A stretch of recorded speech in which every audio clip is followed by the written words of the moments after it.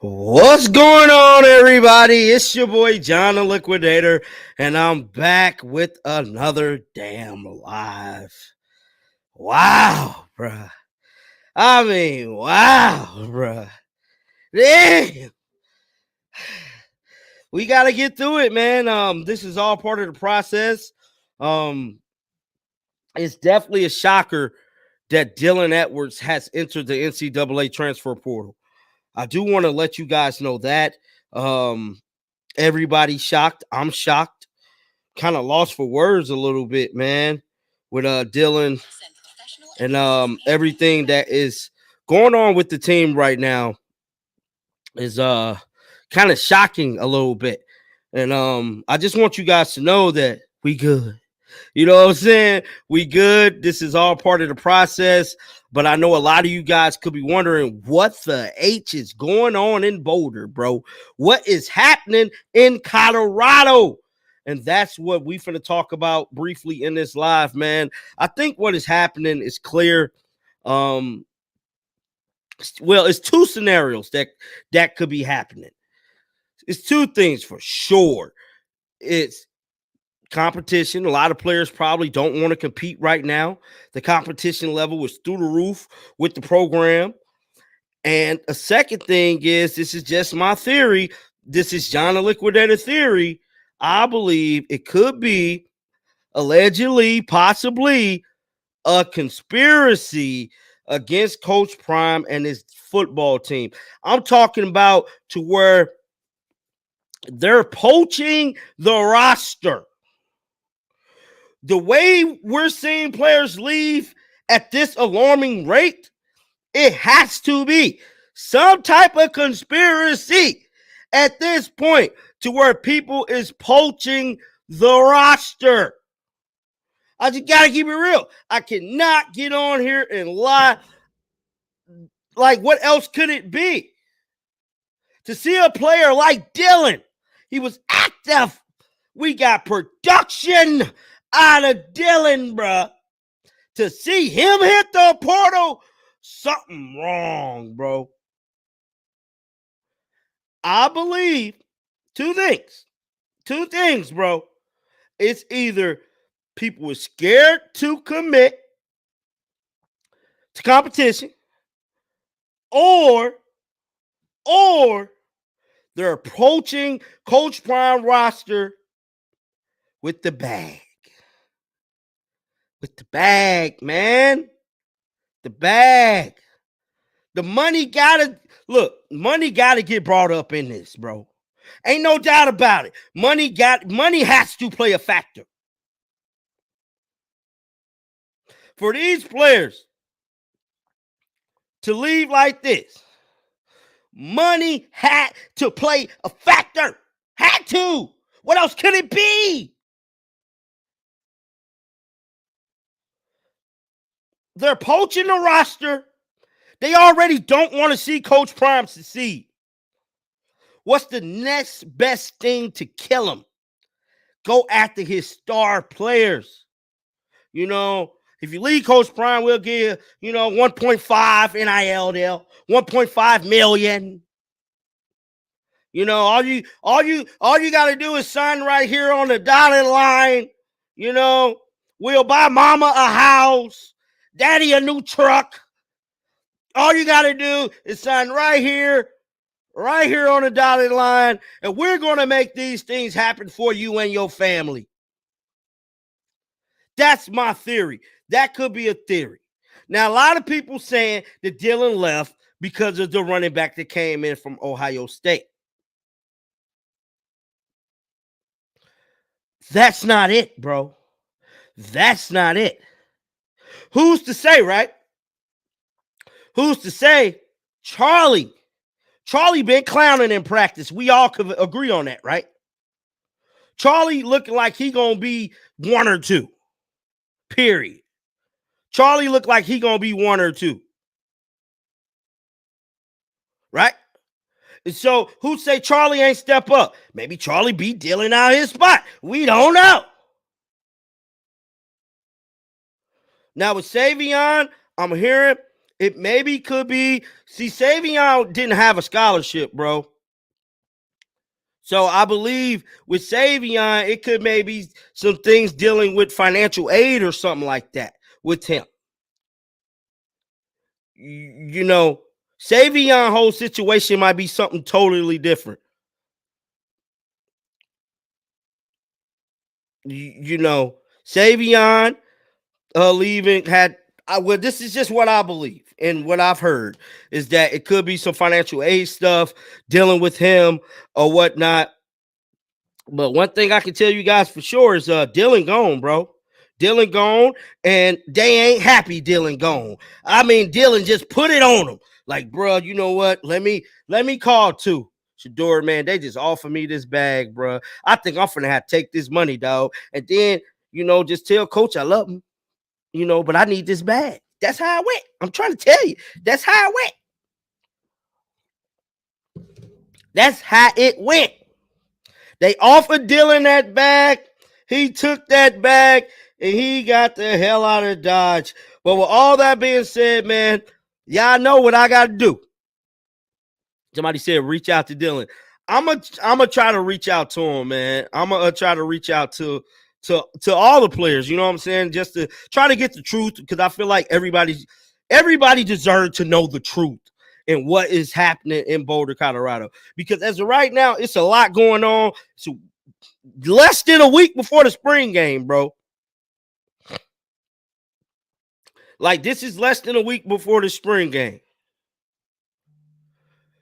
But with that being said, y'all already know I'm going to drop a link down in the chat. I got to get y'all thoughts about this. Let me know how y'all feel about Dylan Edwards leaving. I'm about to pin this link to the chat. Jump on here. Don't get on here cursing, bro. Tell you, if you get on here cursing, you got to go.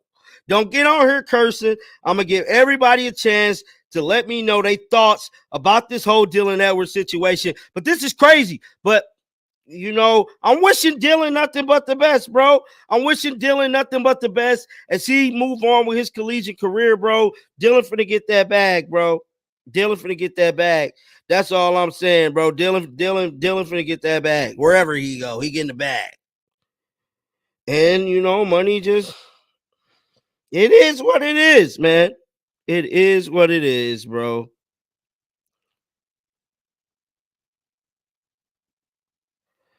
It is what it is, bro.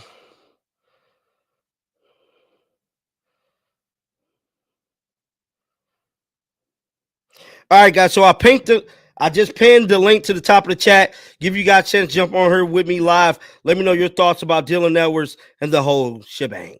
What's going on, brother? What up, though? What's up with you, man? How you feel about Dylan, dog? Shit, my bad for cussing. My bad.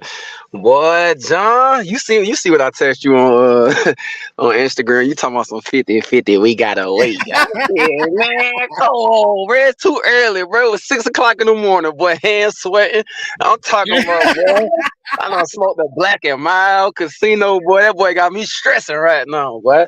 But Man, John, whew, John. Look, man, I'm hurt because like we really like it ain't that we needed Dylan, it's that we could have used Dylan and he was family. He known them boys since Pee Wee.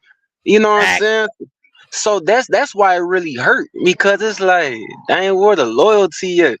And I don't really think it's about the bag, people calling in, coming for the bag. It's stuff going on.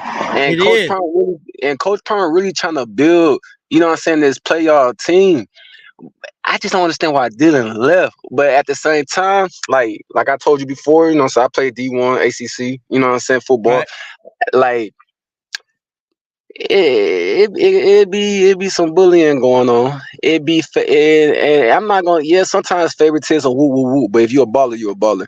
But I feel like you got to Period. think about it. Shadur and Travis unfollowed him last night, so we outside looking in. We don't know. You know what I'm saying? I really think they got into some. You know what I'm saying? Like a little argument or No, or I can tell you something, right bro. now, it wasn't no argument. It wasn't no none of that.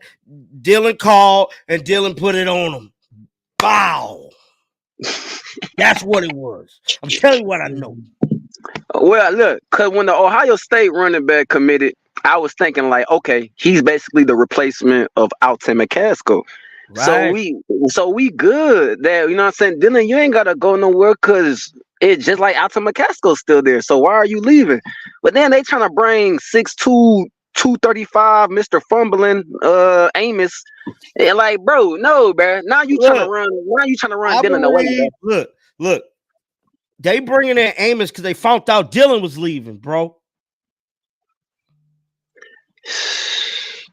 Look, Cause some you stuff knew. happened in the locker Look, room. Something happened personally with them. It ain't no way that you knew Jit since Pee Wee, and then and y'all all unfollowing him, and he be in the video smiling, got a good heart. You know what I'm saying? He come to work every single day. It ain't the work.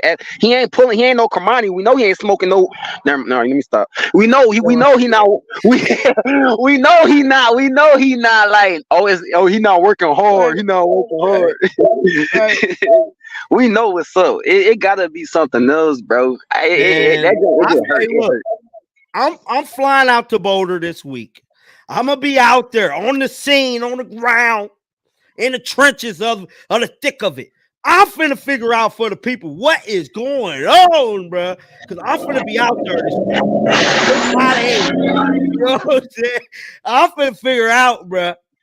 Yeah, you got to, John. Let us know, cause it's something right. Like everybody else that left, that's understandable because it's like y'all wasn't playing, y'all was backups, and Right. like they getting better pieces. You know what I'm saying? So like it kind of make it look worse when it's wow now Dylan. You know what I'm Dylan, saying? Like yeah. Alto, he can like Alto Kamani, Slusher, Adam Hopkins, he was solid, but they moved on the DB, so it kind of messed them up. But like everybody else that hit the transfer portal, it's like we not missing nothing, y'all. Like they are backups. We getting people that played and got stacks. You know what I'm saying? So we don't have Right. that 4-8 record again. And it's like I don't know. They do need some pass block. You know what I'm saying? That's probably the reason why they also getting 6'2", 235. Cause they, you know what I'm saying? They But, need some pass but look block. though, bro. They didn't want Dylan to leave. Ain't nobody want Dylan to Nobody leave. don't trust me. I Like, know. I like am. Yeah, Dylan was trust me. not supposed to leave. Let's just get that clear. It ain't like Coach came to him like, "Look, Dylan, you know what, man? We bringing in so and so, so and so. You know, it wasn't that. Dylan was implemented in the scheme. They had specific responsibilities for Dylan within the offense. Dylan was not supposed to leave. I agree. I'm I telling agree. you what I know. I agree. That's why I'm telling you that it gotta be something deeper, like something going on, like some emotional emotions, and they going back and forth or something. Because it's like, what could it possibly be? Why is he leaving? I don't know, man. I feel like we all will be finding out, man. Because I tell you one thing, I'm gonna find out for sure. I I'm know gonna find out you for sure. would. I ain't gonna get on here and Yeah. lie. I'm gonna keep it real. Well, Travis Hunter and Shadur Sanders posted yesterday after they unfollowed him, said, "If you gone, you gone. We good." And Yeah, Travis yeah. agreed. He said, "We good." So And what's crazy is I made a video last night and I synced that because Travis never talked. facts. And so for Travis to say something, I knew something was up What's last going night. on? That's what I'm saying. Something going on. Something going on. Cause you ain't see Travis say nothing about no Kamani leaving. You Nothing. know what I'm Travis saying? ain't said Travis and nothing. Kamani was supposed to be that duo. People talking about, oh, Kamani ain't get the same praise that Travis Hunter got. Yes, he did, bro. Yes, he did. He was supposed to be the duo. They supposed to be a duo package. He came in throwing up 7 times, eating them edibles, smoking that Colorado Hey, Kush. hey, He can't hey, bring it. hey, Hey, it look, be like that we sometimes. can't be speaking on that right now. Oh, my bad. Everybody don't need to know. Well, man, I'm just saying they want to know the truth, man. I know Hey, what's up. look, I'm just, hey, look, hey, look. look. We gonna wish Armani the best. Yeah, we gonna let him go. We gonna let him go in peace. My bad. But yeah, but that's all I want to say. I'm hurt. I'm hurt that Dylan gone. I wish he would have never gone. I'm not excited about Amos. I wish Damian Martinez will come, but I guess he going to Miami. So I'm really pushing for Yeah, Penny Boom to be our starter, and then Damian Lillard, the Ohio State running back, to be the backup, and yeah. then it goes on from Charlie to the freshman or the freshman to Charlie. That's what I'm hoping, because I can't do Amos, bro. I'm telling you right now, I can't do him. But that's all I wanted to say. Shake the haters off. I'm out of here. Peace out, Brody. Dude, wow, he crazy. What's going on, man? You're here live with John Liquidator. What's going on, John? Nothing much, man. And so how do you feel Man, look, about Dylan Edwards leaving, man? look. Let me. I'm gonna say this. I'm from South Florida, Right? and I'm gonna say first. Let me deal with the Kamani situation first before I deal with that. Kamani, when I read everything, I did all my research. The Kamani thing is he used to getting everything his way. That's why he don't want to That's fact. compete. When you go to the NFL, them coaches ain't gonna let you get away with what you want to get away with. You got to work for it. If Right. you're not in the room looking at film, they not gonna want to see you. They gonna look at you like, okay, all right. And then when your money start going down and down and down, you're gonna wonder why. Because Right. you're not doing what you're supposed to be doing as a player. Now, when it comes to Dylan Edwards, I think Dylan got shook with the competition that's coming. That's what I think. I It don't may be something going on. It may be something going on, but my thing is, it is about one thing. It is about loyalty too, because are y'all trying to just be the starter, or y'all trying to go ahead and try to win a championship? That's my question. Because you need to get as much player as you can. Because guess what? If Dylan get hurt, who gonna back up Dylan? You feel what I'm saying? So I understand why Coach Prime going to go get this particular running back, that particular running back, because y'all gonna need that help if one of them get hurt.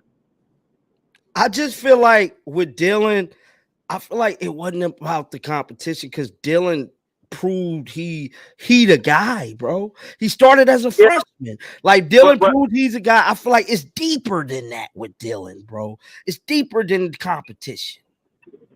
I'm gonna hit you with this though, John. Check this out. Dylan is he's a very good running back. He's a speedster, but one thing Yeah, Dylan lacks is power. He's not a power back. He's a right, speedster and a quick back. We got to get a back in the backfield. Colorado got to get a back in the backfield that got power, because you can't have speed all day. We got that in receivers. yeah, Receivers. We don't need a. yeah, We need a back that can come in and run a mofo over. You know what I'm saying? Just run. exactly. You know what I'm saying? It's like that. That's the thing. It's like you. It's like no. Everybody. I think everybody looking at it for themselves. They just looking at it as like, oh, I want to come in. You know, be a starter or whatever. You know, I should be the starter. Yeah, Dylan, you've been starting since you got there. You're Yeah, not gonna lose position now. Like I said, and that's why I said it's deeper think he than got that, shook. bro. I think he got shook when that boy from Ohio State committed. That's what I'm Yeah. saying. I'm telling you, I think he got shook from that. Because if you got shook, then that means you're not ready for competition. Because when you go to the NFL, you're going to compete against guys that's all stars. I You're feel going to be like competing we're against. going to find out if competition. I'm sorry to cut you off. I feel like we're going to find out wherever Dylan go after this.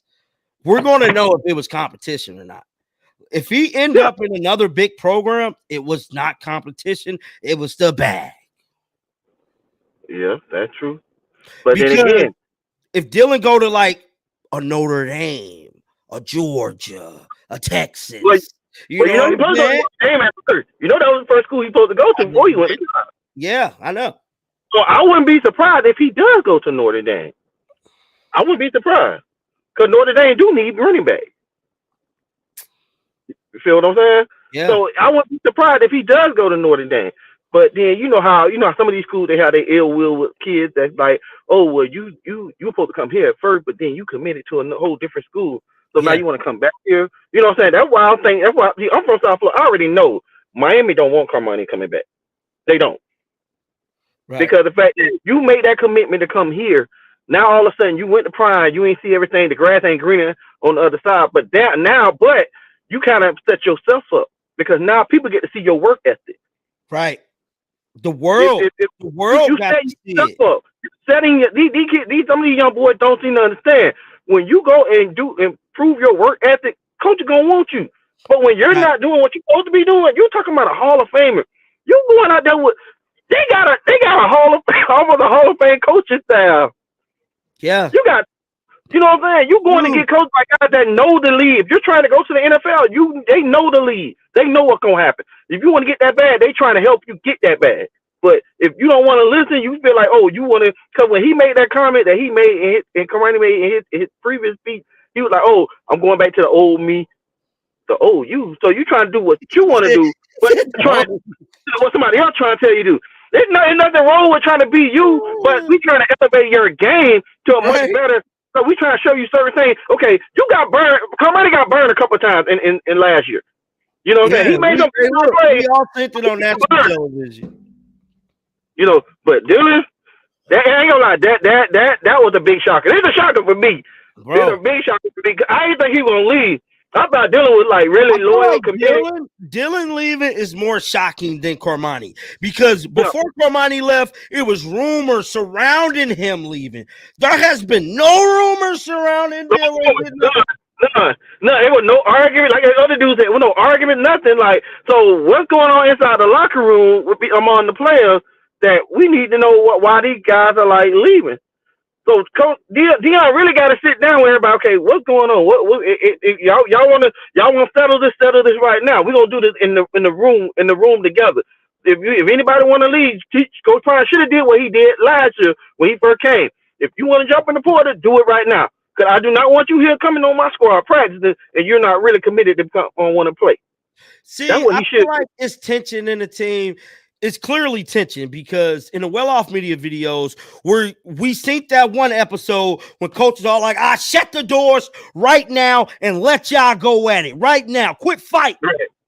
Because you ain't about that. And so that showed us it's something going on within the locker room, bro. It got to be. Cause but like I said, for Dylan to leave, that's kind of sketchy. So I really hope you get to the bottom of what's going on with that. I'm gonna try, I ain't man. everybody else I'm not worried about. But Dylan, that's the one person I really, like I said, Dylan been with Coach Prime since he was in Little League. So that's a big shocker for me. Like this dude been with Prime since he was young. So why all of a sudden you're leaving now? What did Coach Prime do? Oh, I mean, like I said, the only thing going to my mind is thinking that, you're probably afraid of competition. You got this 6'2" guy, but the thing is, how do we know how he know if he really know how to hold on to the ball? Just because you 6'2", 200-something pounds, you get hit a lot, you fumble. Same thing with the other dude from Ohio State that's coming. You know what I'm saying? We don't know how they play. Right. I just don't think it's competition with Dylan, man. I really don't. I think it's deeper than that. I really think money is involved, bro. Because like we would have been hearing stuff, bro. I'm telling you. Like people tell me stuff all the time. So and so about the league. So and so this happened at practice, John. Like the competition heating up. I didn't hear nothing about Dylan, bro. That's crazy, man. Nothing. That's like that is like mad crazy. Like now, I wouldn't be like this for type of speed Dylan had. I wouldn't be surprised if a Florida team pick him up. I wouldn't. He's a very fast running back. The only thing he lacks is power. He's not a power back. Right. But You know man, with all that being said, brother, I want to give somebody else a chance to get on here and chop it up with me, man. I appreciate you, brother. Yeah, just make sure you get to the bottom of that, man. We need to know, man. We need to know. Hey, look, y'all know I'm the voice of the streets. I got y'all, bro. All right, man. All right, peace out, bro. Hold on, we get somebody else on. What's up with you, man? What's up, John? How you doing, man? You all right? Yeah, actually, man, I'm fine now because I'm learning how to deal with this type of stuff now. You know what I'm saying? Hey, man, it's a whirlwind of emotions for a lot of CU fans, man, and I mean, it's very confusing because we not in there, we not seeing what's going on. But just my personal opinion, man, I don't think Edwards is afraid of competition at all. I think this has more to do with this is feelings, man. There's some personal like stuff going on, either because cats are feeling like they should be the number one running back or whatever it might be. Now, from my understanding, and I don't know how much this holds true, but there's another YouTuber, I'm not going to put no names out there, but the talk is that Prime has picked Charlie to be RB1. That's what I'm hearing. Not true. So, well, right I mean, now, that is not true. According to this individual, they reached out to some people over there. So I don't know. I mean, I'm not in it like you guys, but look, bro. A lot of people want to be in the know. A lot of people want to have the sources and be in the know. Men lie, women lie, numbers don't. Always remember that. You know, I get it. I get it, man. And I'm just, I can only go off of what I see on YouTube is following you guys, following different, YouTube content, people that follow this. I don't follow like you guys do, but there's definitely something personal there. There's no reason, it makes no sense for Edwards to just jump ship like that, other than one or two things. Is something personal going on, or some money is involved. Either he got a bag or an offer from a different school. It doesn't add up. It doesn't make sense, Right. And I mean, I can see all the other players that left. Those were deaf players, that makes sense. But when you got a guy that they've been going to on a consistent basis, and then he just up and leaves like that, it's got to be personal or money involved. It's just that simple, It don't make no sense, man. It don't make no sense to be losing a starting running back. And I'm not taking anything away from any of the new cats coming in, but they got to prove themselves in that program to begin with, because it's not, this is a whole different program. What worked at Ohio State or worked at other colleges might not work for them when they get over there. Right. So, I mean, I know you know more than most. Now, far with Dylan leaving now, I feel like, of course, obviously, Charlie will be RB1 because Alden gone, Dylan gone. Charlie got to be the starting stream, first stream running back now. But previously, before Dylan left, that was not the case. Charlie was not RB1 before Dylan hit the portal. As of right now, Charlie is the starting running back. I can confirm that. Okay. So maybe they meant it in that type of format, but for Charlie being named before Dylan left, that's not true. Okay. So I just want to clear that up, just so people don't get confused. Charlie's probably more than likely RB1 right now, but prior to this news coming out, he wasn't. He was RB1. Okay. Well, I mean, how was people knowing yesterday that Dylan was hitting the portal? I mean, there's a lot of people on YouTube late last night was talking about he was hitting the portal. Ain't nobody know definitively, bro. Ain't nobody know definitively. People be connecting the dots, man, on social media. Somebody might quit following somebody. Right. And then you might see them take Colorado stuff down. I'm not saying this is what happened, but these are signs and signals to let you know, hey, he might be leaving because so-and-so then unfollowed him. And then that person unfollowed him, and then they took this down. People really be out here watching these social media pages, and so it's not hard to connect the dots and pay attention. Yeah, and I understand that. I mean, I'm not on Instagram or Twitter like that, so I don't really follow them guys in that way. I do YouTube, and that's about it.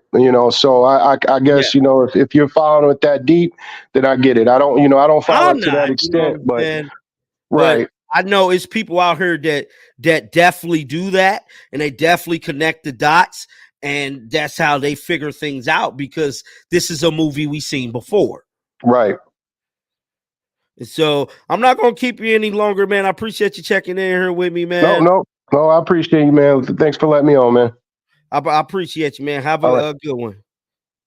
All right, he gone. What's going on, man? You on here live with John Liquidator? Hey, what's going on, man? What's popping, bro? Not much, man. How you feel about Dylan, man? Hey, man, I'm gonna say this, bro. I hear what everybody comments is. You got to realize, man, Dylan was the face of CU. When that first game with TCU, man, he scored. All those touchdowns he had. When you look at all the highlights, man, of last year, Dylan is a lot in there. Dylan played a little bit in every game, so it wasn't competition, right? Yes. Last year, Coach Prime, they was trying to figure out how to use Dylan, which he has an idea, but because the line was so bad, right, they couldn't really use him. So, and I know Coach Prime loved Dylan, right? You hear everybody loved Dylan, bro. Dylan was loved by the whole community, like the whole fan base, bro. So you got to understand that with Dylan being a small back, he is a slot back, right? When you got when we have a horrible line like that, you got to have a back like Derek Herring, a bruiser, a brutal back to get through for them to kind of, so we didn't have that last year, right? So Coach Prime is very, very smart. He wasn't going to let Dillon just get broken up when we know you didn't have a line. I don't care how great a running back you are. I don't care how much speed you got. I don't care what type of agility you have. If your line sucks, you're going to end up getting injured, number one, okay? So let's say that it was not about competition. Now, when you when you look up and see what's been going on with CU, right? One, Coach Prime want to win. Let's clear the airways, right? Let's clear the air. Those are facts. Let's clear the air. He want to win. Okay.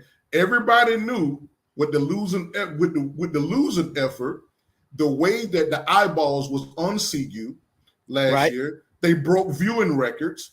So it was only a matter of time before the starters from other schools were wanting to come to CU. Now, you got to keep in mind that there's an NIL game to play here as well. So now when it comes to Dillon, so I can kind of keep it in the same context, man, of what we're talking about. Right. I believe, and this is just me, when you look at Savion Wilkerson, Savion is an average back. He got into the games a lot of times, but he didn't get the first downs. He didn't really get the yards that we needed last year for him to be in the size that he is. He just couldn't get it done. So let's take that out of the picture. When it comes to Dillon, for him to leave and for his relationship, it had to do with NIL.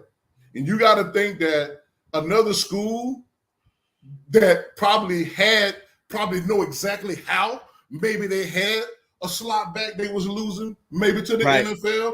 I think if we go back and we look, there's a lot of teams that need slot backs to really open up their offense, to add a whole nother dimension to their offense, right? They already have those pieces in place, but don't have a Dillon, right? Or they had one and lost that. So I would say by everybody's response to Dillon leaving, when you talk about Shadeur following him, all the team are following. Travis don't really get into the online stuff. You don't really say too much. Look. I just hate to cut you off, but we think that last night, right? And so Travis, exactly just like what you said. You said Travis don't get into all that stuff. Travis be quiet. He don't say too much. But last night, Travis spoke, and Travis said we good. So that's how I knew last night when Travis said something. I'm like, hold up, wait a minute. Yeah. Something ain't right. Something ain't right because Travis don't say nothing. Travis literally go to school, play football, play the game.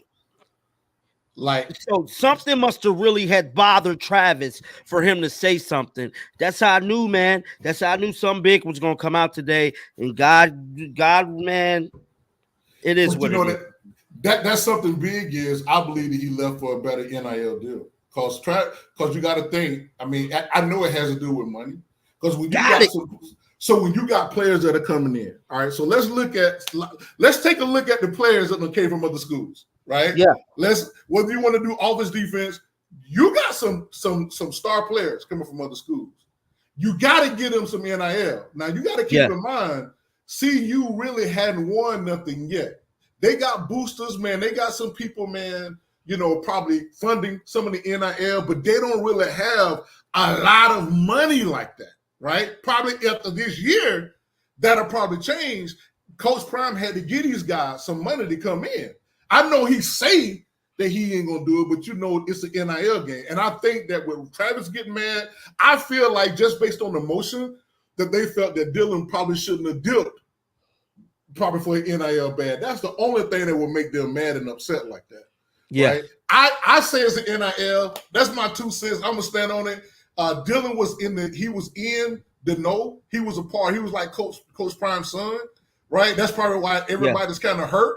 So I don't think it has nothing to do with no competition. He was gonna play anyway. If anything, he has Coach. He's a favorite of Coach Prime. Why you keep playing? It's just that Coach Prime was not gonna let him get hurt like that. But anyway, that's my 2 cents, bro. Thank you for having me on, man. I appreciate the love. Appreciate you, brother.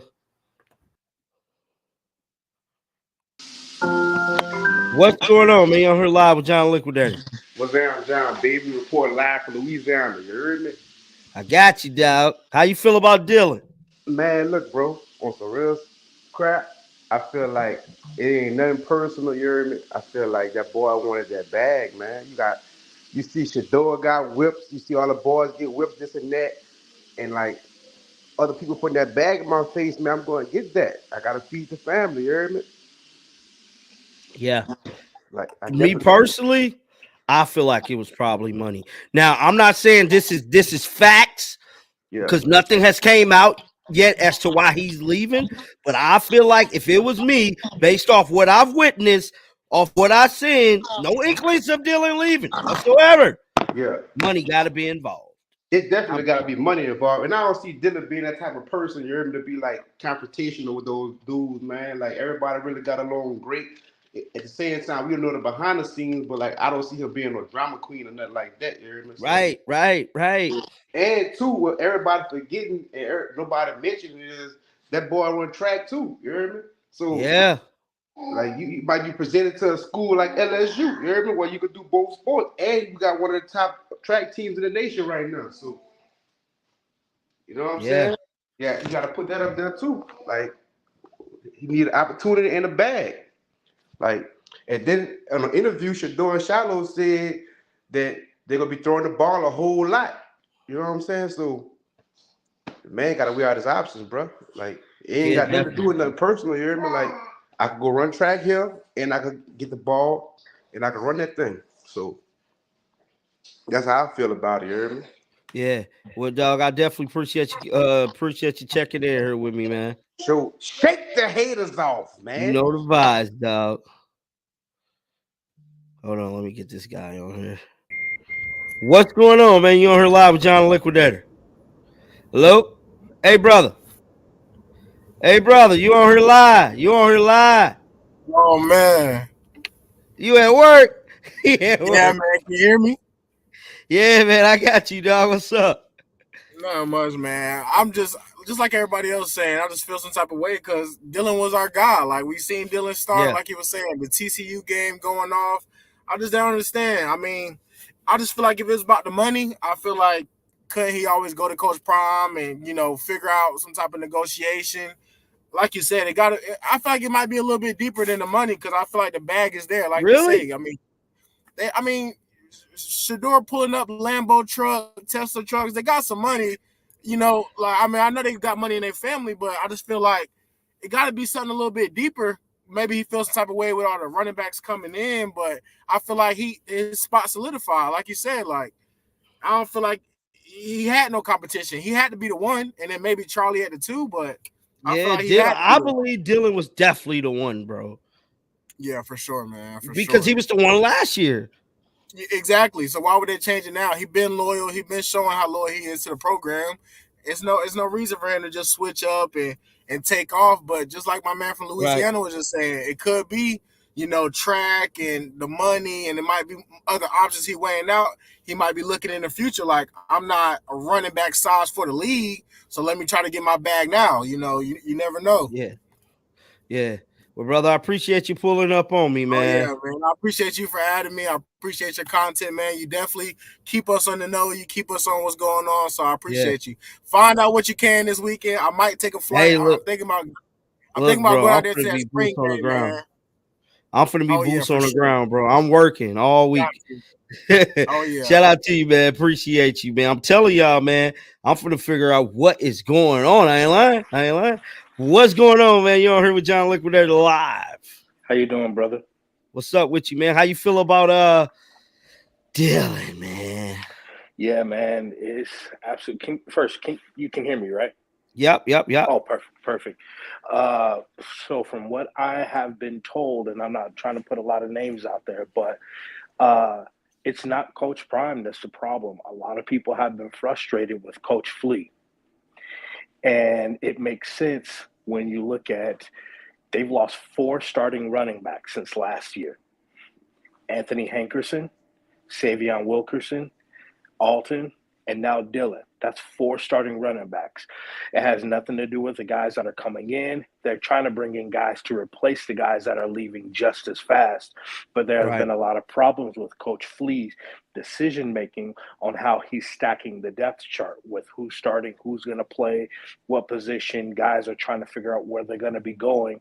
And there's been a lot of instability trying to figure out who's going to go where because of the way that Coach Flea has been running that running back room. That's what I've been told. Oh, wow. That's 4 starting running backs that they've lost. Right. So that's what I've been told. I mean, who knows what is true? But at the end of the day, it makes a lot. To me, it makes a lot of sense. You've lost how many running backs in the short period of time, and you've lost 3 this week.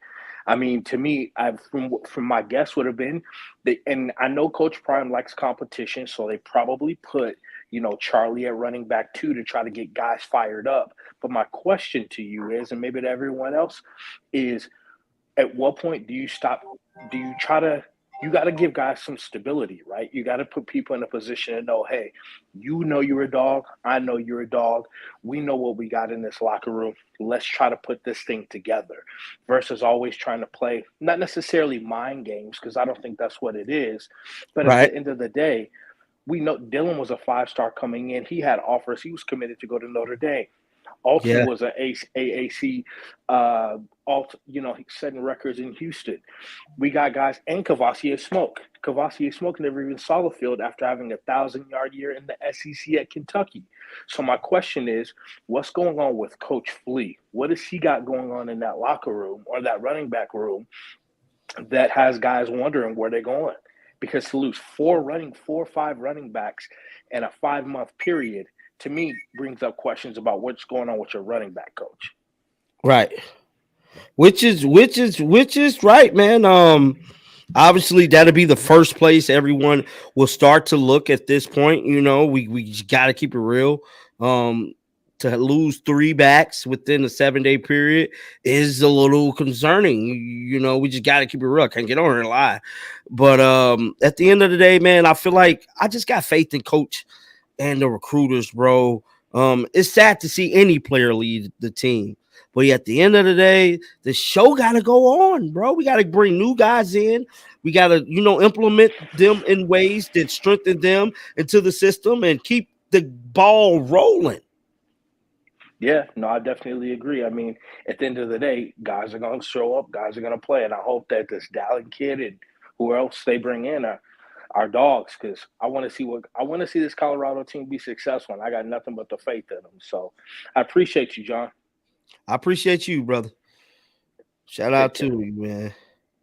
Let me get somebody else on.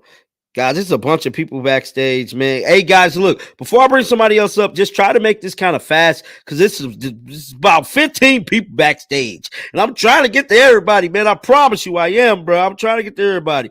What's going on, brother? What's going on, JTL, man? What's appreciated? What's happening with you? Not much, man. How you feel about Dylan, man? I say this like this here, going through the college system and looking how this portal transfer stuff has gone the past 3 cycles. It is what it is. We had 1,600, almost 1,700 back in 2021. Right now, last year was over 3,600. This year alone, the first half is 3,600, and they expecting it to double this time. So it happens. The thing is with Colorado, it's just the eyes are on Colorado, man. And just things happen. People going to make those decisions. People may think they work somewhere over here. People may say, I know I'm going to be in this system and not get as many reps. It ain't no telling what the reasoning is for the young men that are choosing to leave. You can't say it's the coach, the coaching level, because if these guys are trying to get to that NFL level, stay where you're at and learn and just grind. The thing is, hey, maybe it might be NAIL or whatever. Until them boys say exactly why I left, we really don't know. Folks say, well, I know Coach Flea in the locker room, this and that. The only brother I see out here, Jock Ryan ain't a form of transportation. You, out of everybody out here, I don't know how you get these knowledge, how you got who your source is or whatever. You bring it first, JTL. Yeah, you bring it to us first. I'll be like, God, dog, you hit it first. So, hey, my look, thing, man. I would tell you this, bro. See, there's a lot of guys that cover the news, that cover the space, but a lot of their stuff be speculation. When I come with something, these are facts, bro. Boss, baby.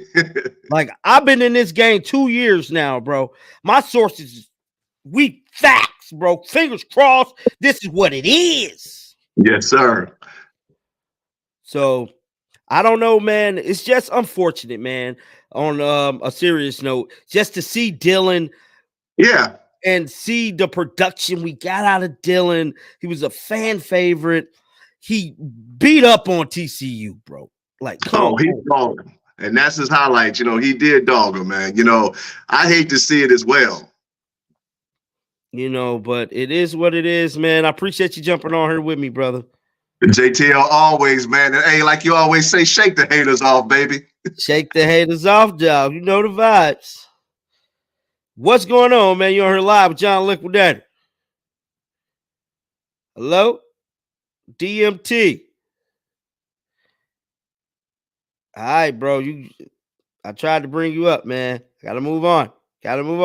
What's going on? You're on here live with John the Liquidator. What's going on, John? Can you hear me, bro? I got you, man. How you feel about Dylan, dog?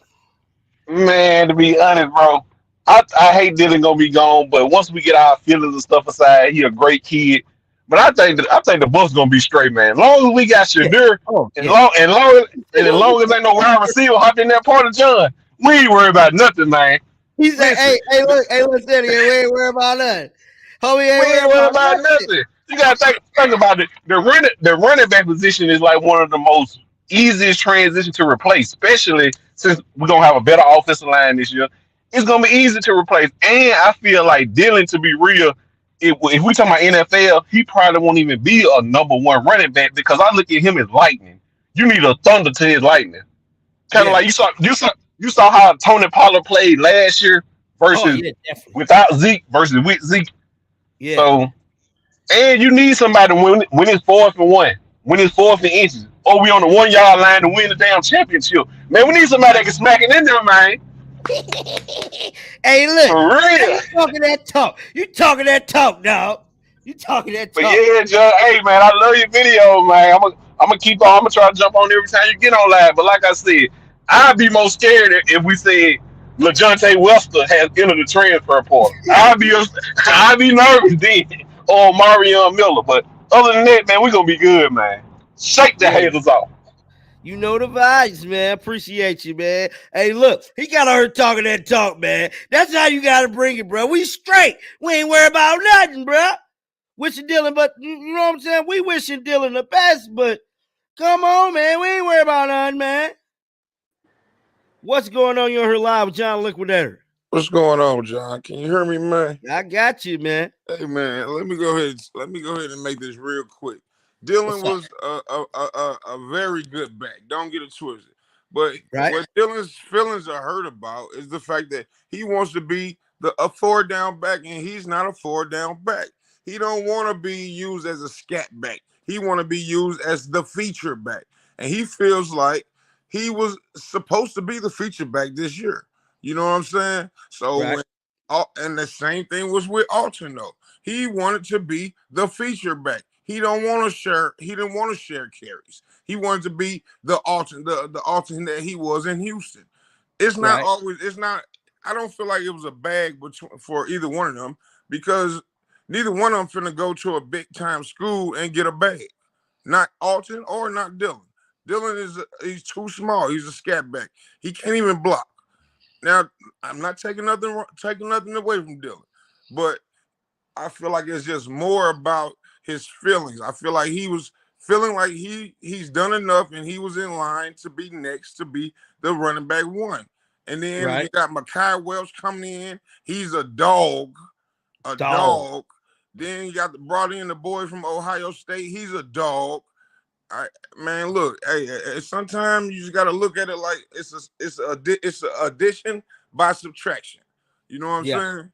Because we're gonna have more weapons we can utilize. We ain't got to be trying to take Jimmy off the field to put him in the slot one time just to appease. You know what I'm saying? Or we ain't got to be worried about two getting hit because we got a running back in here that can't even block. on third down. So Right. I'm gonna leave it at that, man. Hey, shake the haters off, man. Keep doing your Alrighty. thing, John. You already know. Alrighty, guys. So it looked like Coach Prime has spoke. Real quick, let me see what Coach Prime just said on Twitter. There's a lot being said online right now. So anytime y'all see me looking down at my phone, I'm tracking the news as it happens. Hold on. Come on, man. There's so many pop-ups. Somebody want to hear about no Jaden Rashada, bro. Hold on. Coach Prime just said something on Twitter.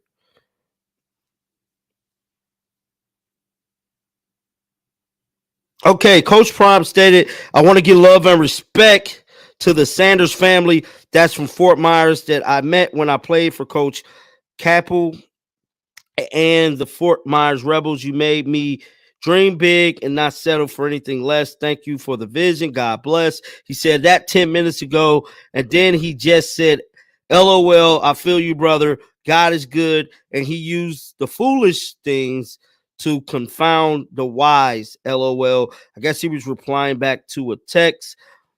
And that's pretty much all Coach Prime has said thus far. Savion Wilkinson looked like he has spoken since hitting the portal. Let me get him pulled up real quick. Savion Wilkinson. Actually, Coach Prime has replied to Savion too. Coach Prime said, Savion Wilkinson, love you and wish you the absolute best. If you need me, you know I got you. And tell mama I'm going to miss her and the family. God bless. So Coach Prime is sending love to running back Savion Wilkinson via Twitter. And that's just great, man. See, you leave and you leave on a good note, man. You don't leave on no bad note. You don't want to put salt on nobody's name. You don't want to do none of that. You want to keep everything good, bro. Now, Savion Wilkinson did state, I love you as well. I appreciate you and thank you for everything. So, Savion Wilkinson has spoken since he hit the transfer portal. I'm wishing him nothing but the best. And that's all the updated news I got for you guys right now. Let me bring somebody else on here. Shout out to Savion, though. Let me bring somebody else up. What's going on? You're on here live with John the Liquidator. Yo, what's good, John? What's up with you, man? Not much, man. Listen, man. Point blank period. I think your boy's feelings was hurt, man. Your boy's Who, feelings Dylan? hurt. You can hear me? Yeah. Yeah. His feelings was hurt because he just ain't what Coach Prime them looking for. I think Coach Prime them kind of, done evolved from, last season. And they want some big time backs, man. And just like the last dude said, Dylan Edwards ain't big enough, bro. He too little. Coach Prime wants some big boys in there to run that ball, man. You need some big guys to get them hard first downs and them hard 1 to 2 yards. And all your boy really is, all Dylan Edwards really is a scat back, man. That's all he is, and that's all he ever gonna be, man. It's just, it is what it is, bro. And I don't think Dylan Edwards liked it that. And he felt like he needed to get going, and he got going. So man. you telling me you believe Dylan believed he was an every down back? Absolutely, man. Listen, you playing for Coach Prime in Colorado, man. You want to be in the spotlight. These guys want to be in the spotlight. These guys want to be drafted. These guys want to be part of the wins. And Coach Prime want to win, and Coach Prime want to win right now today. He ain't trying to win. He's trying to win right now. And the best opportunity to do that is through the transfer portal. We got to go get these big guys. And look, if you ain't fitting our offensive scheme no more, I'm sorry. You got to go, man. If you feel like you got a better opportunity somewhere else, then that's just what it's got to be. And he just bought that big guy in from Ohio State, so that was a knock on him. And then they talk about that he's bringing in another guy coming in for a visit from Miami, Ohio. He a big guy. He 230 some pounds, man. So that right there goes to show you where Coach Prime is going at with it. It's over with for these little guys. If you small and you can't get in there. Well, I don't think Coach Prime initially went after the guy from Miami, Ohio. I'm telling you what probably happened. They found out Dylan was leaving and they went and got him ASAP, bro. Well, we ain't got him yet. I don't want to come on here and say that we got him because he ain't committed yet or signed or anything like that. But I'm saying like they offered him fast. I get it, but they just bought this guy from Ohio in, and all Coach Prime talking about is bringing in big guys, and they gonna throw the ball a lot. But to open up that pass game, you gotta have a running back that can run that rock, bro. We need somebody running that ball up the middle between Big Myers and your boy Khalil Benson. We need somebody running between them boys, getting through that And first forget level. Tyler Brown now, man. Tyler Brown's still there. Like everybody forgetting Tyler Brown, bro. Tyler Brown is still on the team, bro. And what I'm hearing, he cooking, bro. He cooking Chef Boyardee, barbecue, hot braised chicken. He is cooking. He cooking, but that boy Khalil Benson, that boy they're gonna be he looking like first round draft pick material, man. That boy they're a dog down there in them trenches, man. You see, they be calling him out in practice because they know he the best man. He the best one. But Coach Prime them, the offense is evolving from what it was last season. Coach Prime is trying to win right now today. He got his son at quarterback. He's trying to get his son a Heisman Trophy, and he need all the pieces that he can get to put around Shedeur Sanders and make him as successful as he possibly can make him. And the number one thing to opening up the pass is the run. We need big boys that's toting that rock and that's going to run through a linebacker, get through that first level, get to that second level. We want these people to be scared to tackle you. Ain't nobody gonna be scared to hit no little Dylan Evans, man. Nigga gonna pop little Dylan, man. Probably knock the ball 10 yards back the other way. You need somebody big. You scared to tackle this dude. He huge because he gonna truck you, man.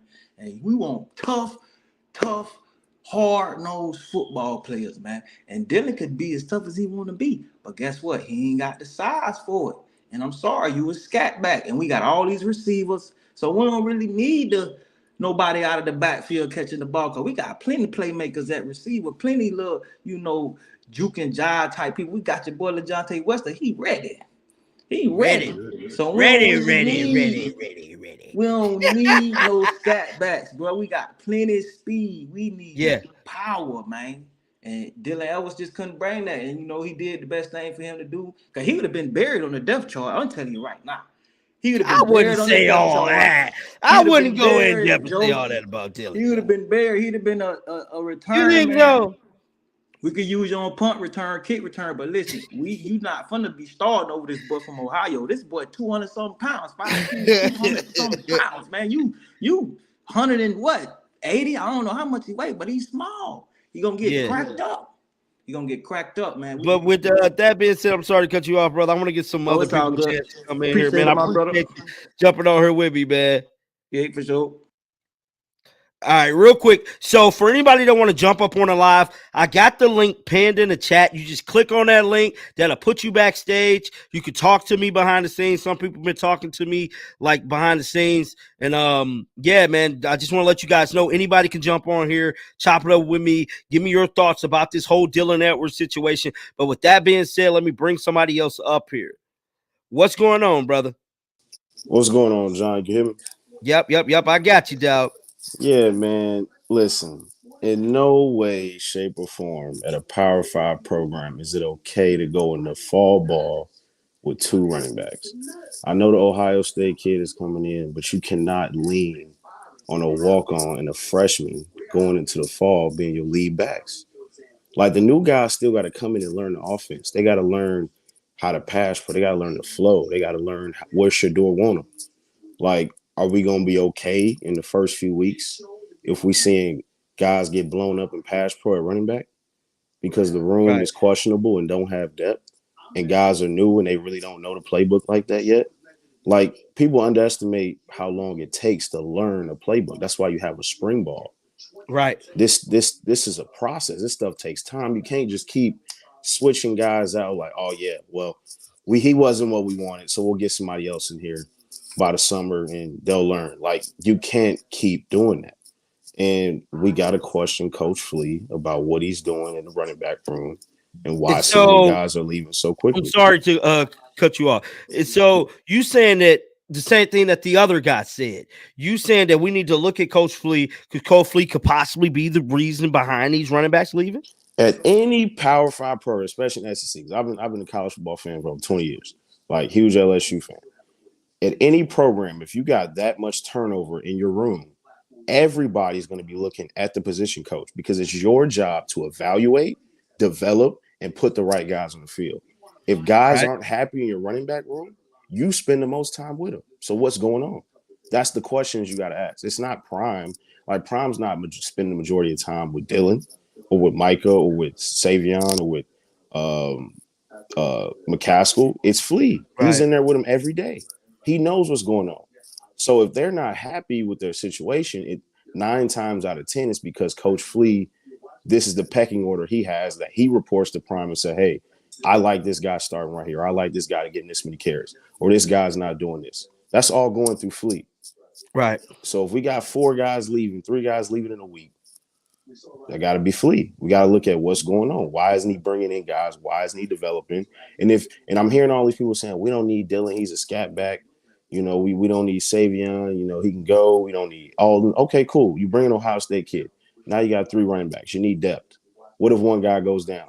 What if a guy goes down first week of the season? We've seen it happen before. Now you depend on the freshman. Now the freshman got to come in and pass block and get 20, 25 carries a game. Is that what y'all going to expect? That's not realistic. This is major college football. At no major program is this acceptable. Are they even going to get close to 80 scholarship players? Like, these are questions people got to ask. And if you like really follow this sport and understand how this stuff works, you would understand that this is not a good place to be in at all. I don't care who you bring in the portal. It's not a good place to be in. Right. Well, brother, I appreciate you jumping on here with me, man. Where do you think we go from here? I think I know they got the guy from Ohio State coming. He's a really good running back. I think he'll be fine. They got to bring in two or three more guys at least. You got to have at least 4 or 5 running backs going into the fall. Now, Charlie may end up being a guy that gets promoted, being like a 3rd string. He may actually get some carries, but you never want to depend on the walk-on. If you got to depend on the walk-on, there's a problem. Now we know Michael probably gonna get some carries. But people gonna find out with freshmen. Like, you know, I know you guys like he looks good in spring. He looks really good. He's a 3-star for a reason. I think he's gonna be a really good back, but you're gonna find out in the fall why you don't want to depend on freshmen early. And that happens when a kid drops a pass on 3rd down, when he fumbles the ball in a crucial possession, when he misses a protection and gets the quarterback killed. Right. That's when you see that stuff. So that's why you don't want to have to depend on them.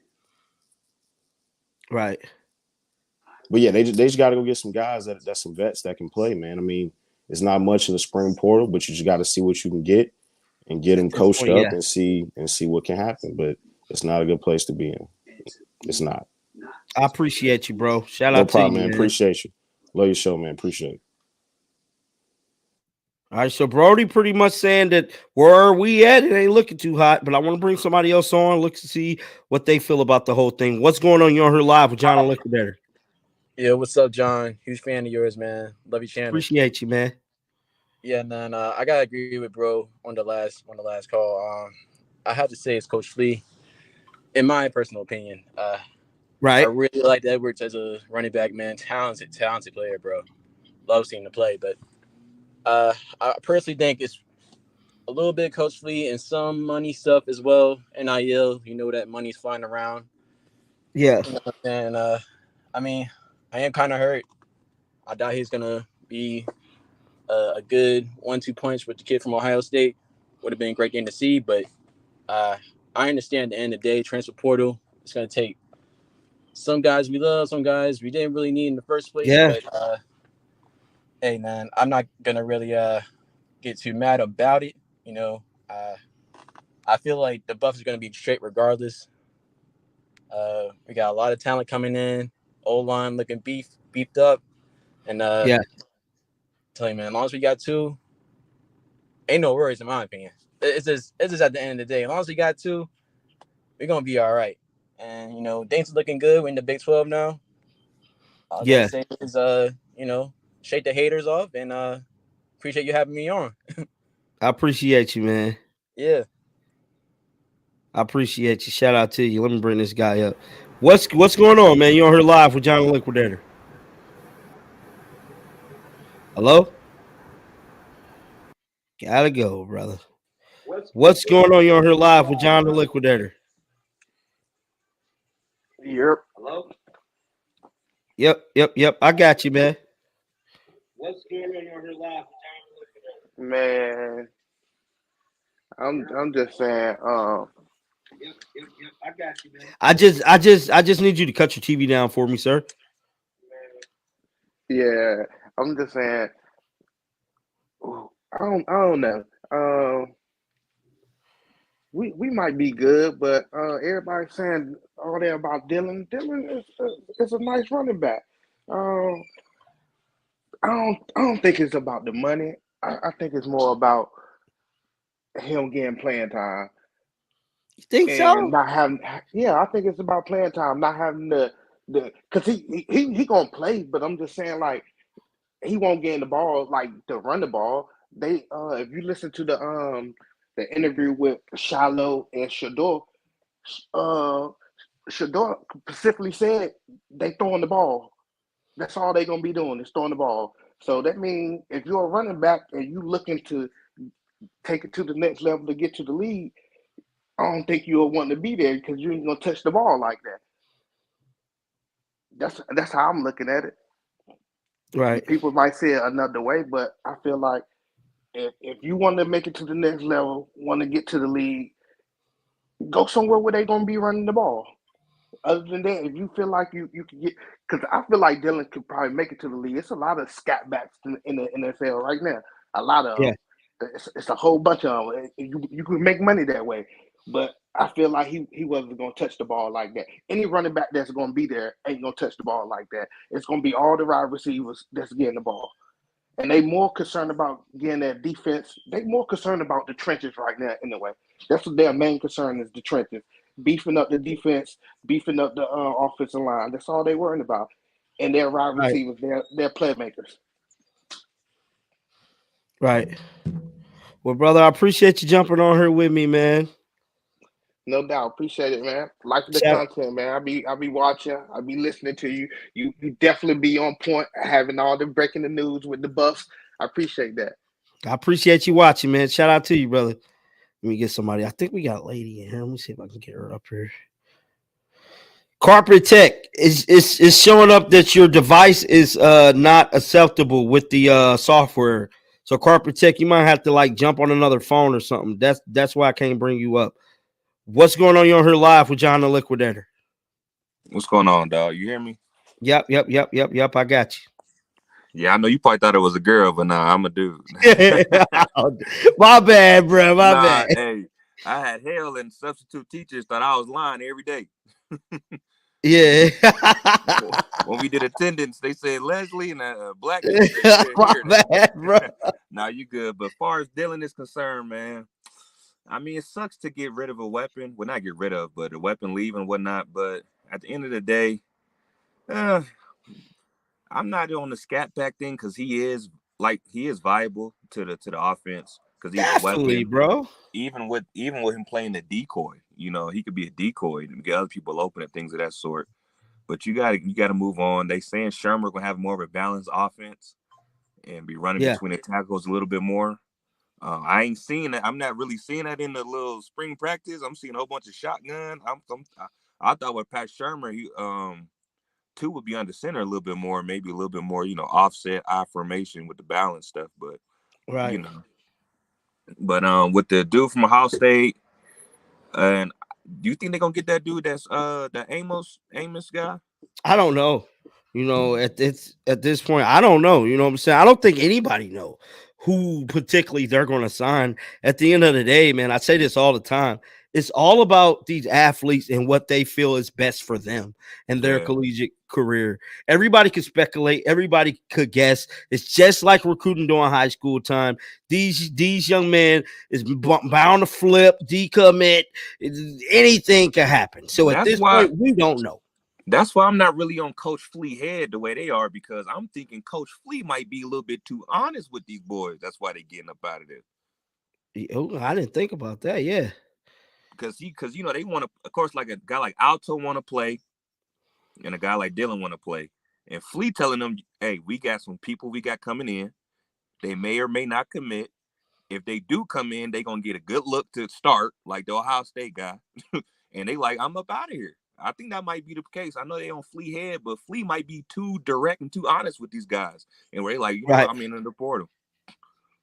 Right. I didn't think about that. That is a good He ain't point. promising them nothing. The way they leave in the portal, that let you know these coaches ain't promising them nothing. So all this favoritism ball out the door. He said out the door, it gotta go. They not promising them nothing. That's why they leaving. They like, you on the roster, we gonna give you a look, but we out here recruiting over you. We trying to get better than which we have. And then when they come in, you have to compete. So they like, hey, you know what, I'm out the way. But it's gonna be like that everywhere. So I don't know why they leaving. Well, maybe it could be some other things, but my perspective is he might be a little bit too honest with the guys, and they out the way. Right. Well, brother, I appreciate you jumping on here with me, man. Let me give somebody else the opportunity to jump on. Appreciate all the love and the support, brother. All right. Let me see here. And once again, guys, if anybody want to jump on, you click on the link in the chat.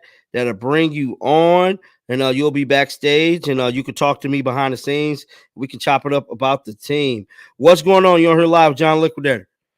What's up, John, man? You know, hey, this Coach Campbell again from St. Louis, baby. What's up with you, man? Hey, John, let me tell you something. I'm at school right now, man.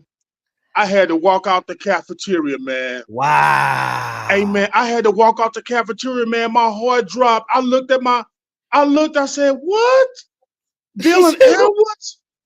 But guess what, John? Sylvian Wilkerson just entered the portal, too. Yeah, I know. Man,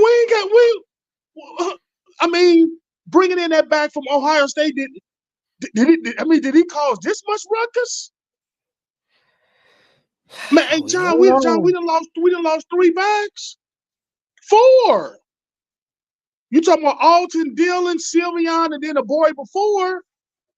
Man, we left with the freshman. Oh, you talking about Hank? Yeah. Hank Man, Trey, I forgot about Hank.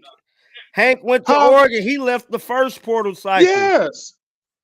So now you're talking about we left with the freshman, Micah, and then the walk-on. Hey, man, I'm gonna tell you, man.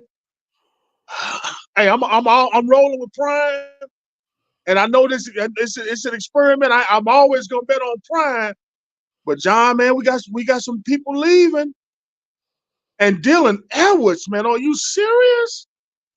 Yeah, hey, man, I'm hurt, John. I ain't gonna lie, I'm hurt, man. I feel like we all hurt, brother. That's why I said when I go out there this week, I'm gonna try my best.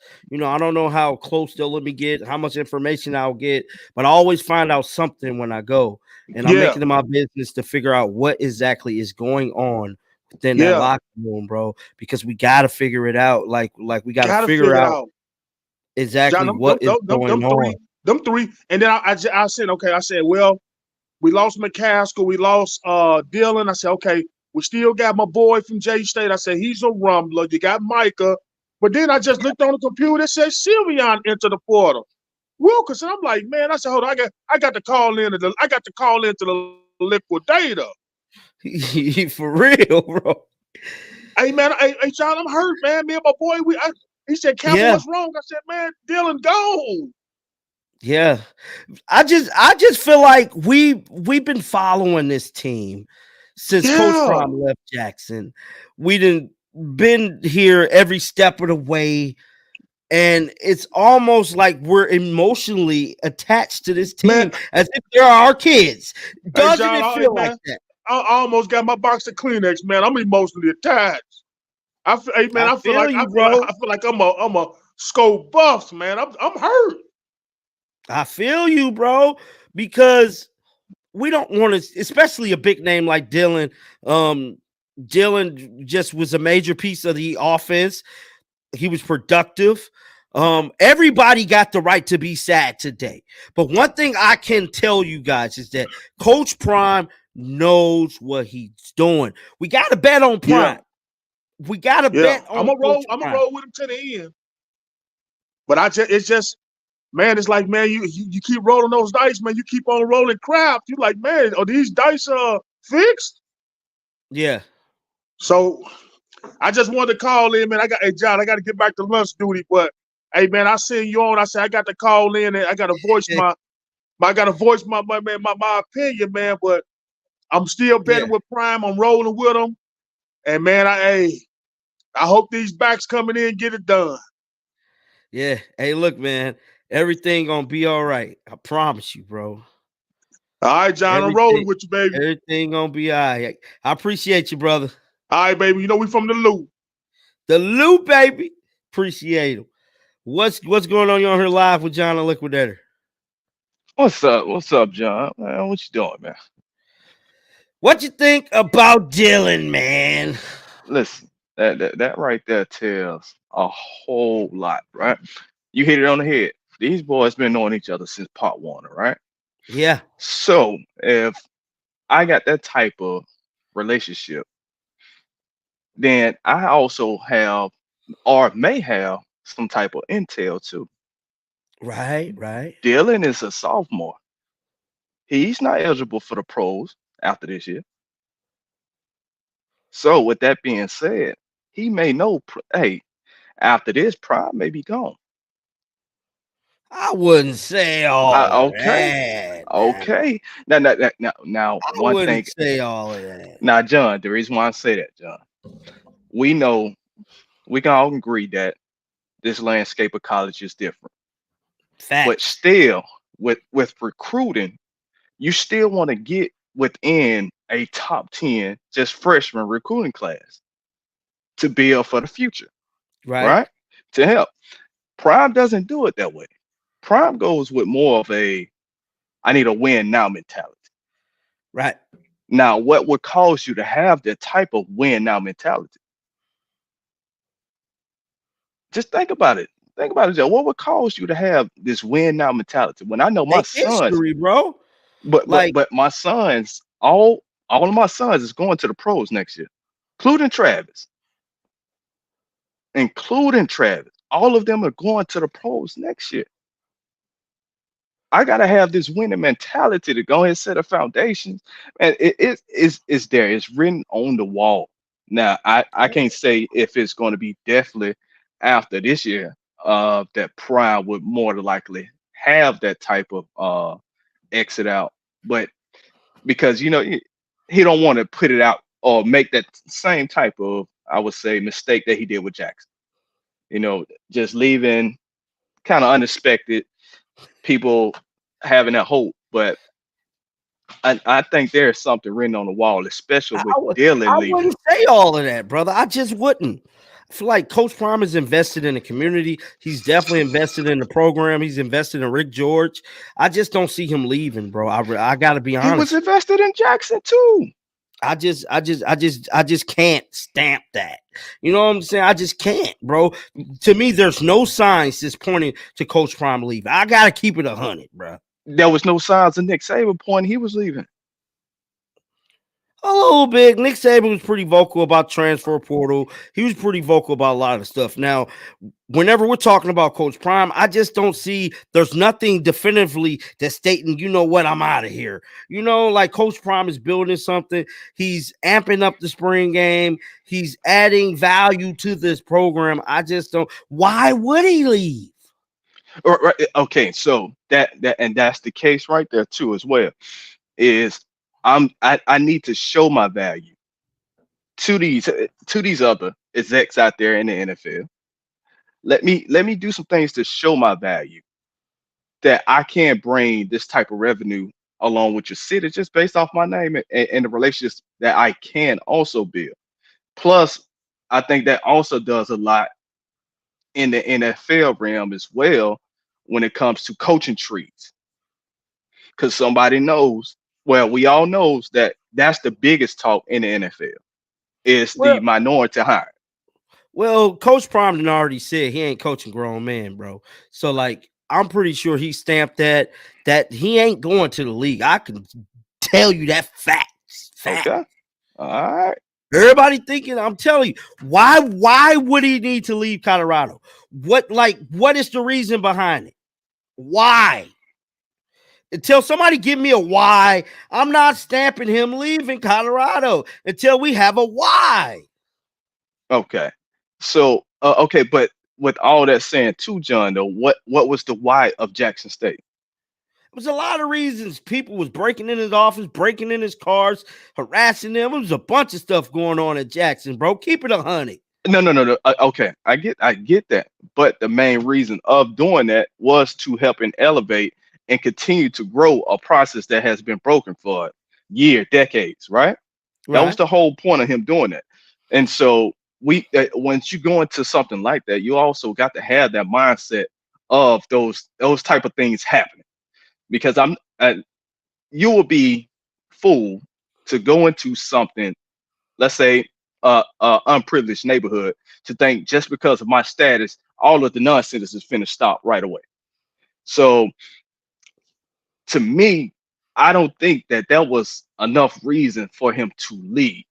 I think it could have helped build up something and put another bigger, I would say, case on why more people should be coming to the HBCU, because now there's no more noise talking about it. No top recruits talking about going down there, of Right. anything. So what was the why of him leaving Jackson State? Bunch of Uh, reasons why, brother. huh? And I said there was a bunch of reasons why. I'm not gonna go into detail about the whole HBCU thing. We in Colorado, we pumping out Colorado content. We winning over here. We good, bro. Let's just let No, it no, no, no, be. no, no. We gonna let it be here in Colorado, but now it's the thing of why is these players transfer? Okay, Kamani, cool. The other running backs, yeah, cool, because running backs now have to have that mindset of I need film. I need decent amount of reps and film in order to get to the next level, right?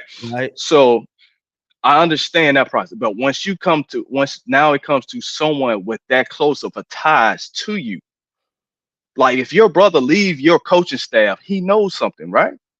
Right.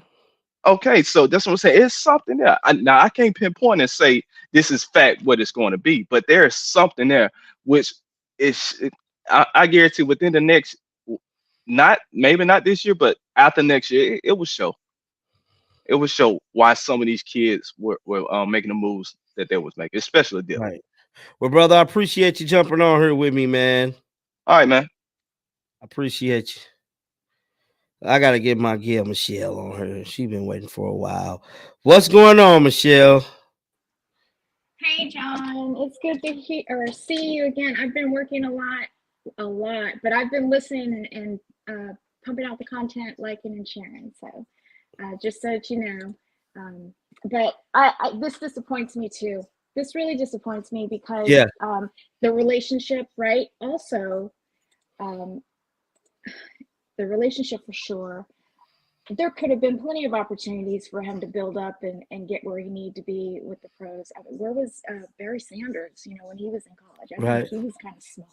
But, the fact that he didn't have any value just because he's leaving, I don't like to hear that.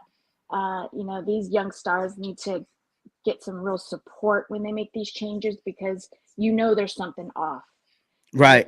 For him to leave like that and having that type of relationship, that was his family, to follow Yeah. him, to the degree that he did. So, yeah, we need to be more careful with our words, when we're talking about these young stars. I think because it's too important for them to be in the positions that fill out their purpose, right? And Right. this kid, he had a path, and we need to, as a community, make sure he stays on it. But I do think that one of the other things as well is that, yeah, I think the common denominator would have to be that coach. I remember back when Coach Prime had mentioned that, he regrets that they didn't create a space for Dylan back last year. And I just wonder if that mindset kind of continued to filter through the process of that new running back program. So Right. just something to think about. I won't keep you long. I know you got other callers, but it's so good to see you. Oh yeah. Of course, I love what you do. I love it. And you're the best out here. So yes, please let us know what happened when you get back. Oh yeah, I got you, Michelle. All right, take care. Shake the haters. Shake the haters off. You know the vibes. What's going on? You on her live, John Liquidator? Hey, how you doing, John? What's up with you, man? I'm doing all right, I man. think you backstage and you said you was a student athlete. Yes, sir. I graduated from Tuskegee University. Okay. So I know about, the overcoming those challenges, especially being at a university that doesn't have all the perks and benefits that these guys have at a, big time Division I college. So we look down upon that because they're spoiled and they don't understand, grinding it out, having to endure all the challenges that come with the day-to-day basis. And just football is it's kind of like the military. It's a mind game. Every day you're just being challenged as an athlete and you're broken down to the point where you may not love it anymore, but you have to find it down deep. Like Coach Prime says, understand your why. If you're here for your family, or if you're here to, create a legacy for your family, why is it so easy for you to give up? If a guy jumps in front of you, if you drop in the, in the depth chart and things like that, these guys have to be able to sustain and overcome those challenges to say, all right, I may be a 2 today, but I won't be a 2 tomorrow. Or next week, I'm going to study film. I'm going to grind harder. And I don't feel like these guys have that will to, push through. It's just the spring right now. They're dealing with school. They're dealing with life. They're dealing with the media. And I feel like they're taking the easy route and just jumping in the portal thinking the grass will be greener somewhere else and not watering the grass where they're at. Hey, look, that's a good point. You're not looking in the mirror. You're pointing the finger. Everybody's pointing the finger at the coach, at this or that. These guys have 5-star meals, 5-star facilities, 5-star merch. We didn't even have merch in college. We didn't have athletic facilities up to par. We didn't have meal plans that were sustainable. So having that grit and having that grind, it definitely has to be in you. And it can't be something that just, oh man, it's not working for me right now, or things don't, it's not about what you see right now. Do you guys really want to win a championship?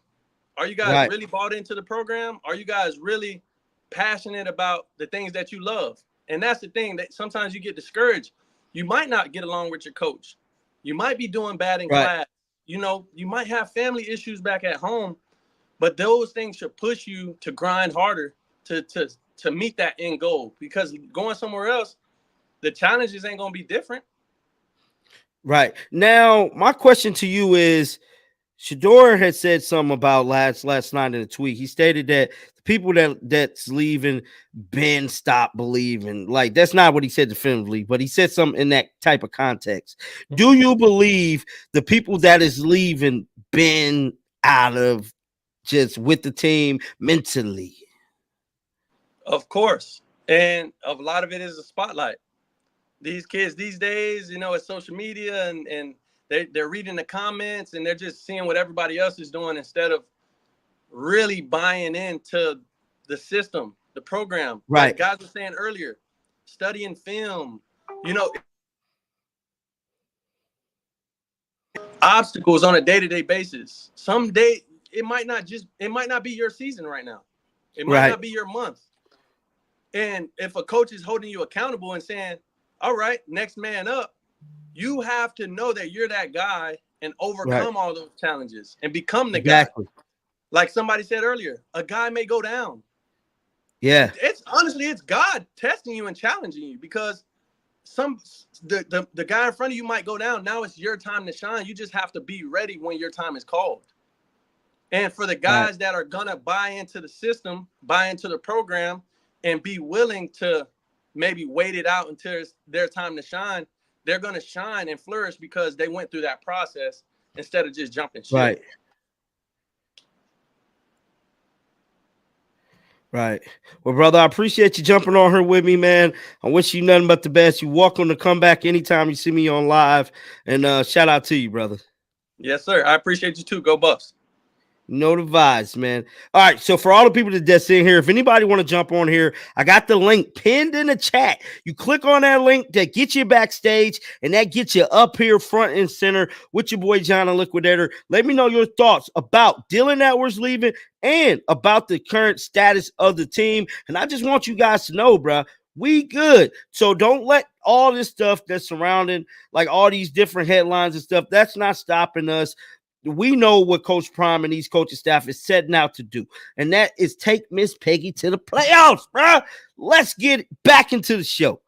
What's going on? You're on here live with John Liquidator. You muted. You muted. You muted. I can't hear you. I can't hear you. You mute. You muted. Can you hear me? I can't hear you. How about I click you off and then bring you back in? All right. What's going on, Kev? Hey, John, shout out to you. Shout out to the chat and everybody listening. I'll tell you one thing right now, man.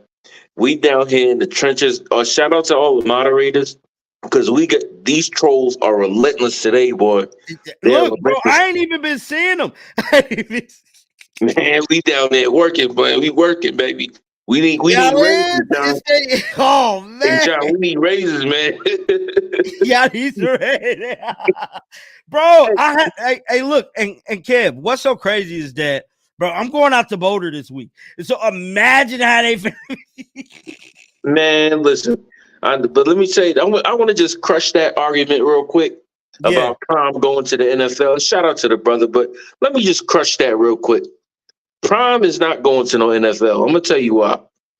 He in college, when you're a college coach, you have the power to recruit who you want, bring in the players that you want to bring in and coach them. Right. In the NFL, it does. You can have the say so, but whoever they draft, that's who you got to coach. And if you don't coach that kid, that player coming in, who you think they're gonna get rid of first? The coach. The coach. So he don't have that same clout he would have being a college coach and being able to recruit the one person, whoever he wants to recruit. Now, if anything, he might go to another college if he does that, Florida or Georgia or Texas.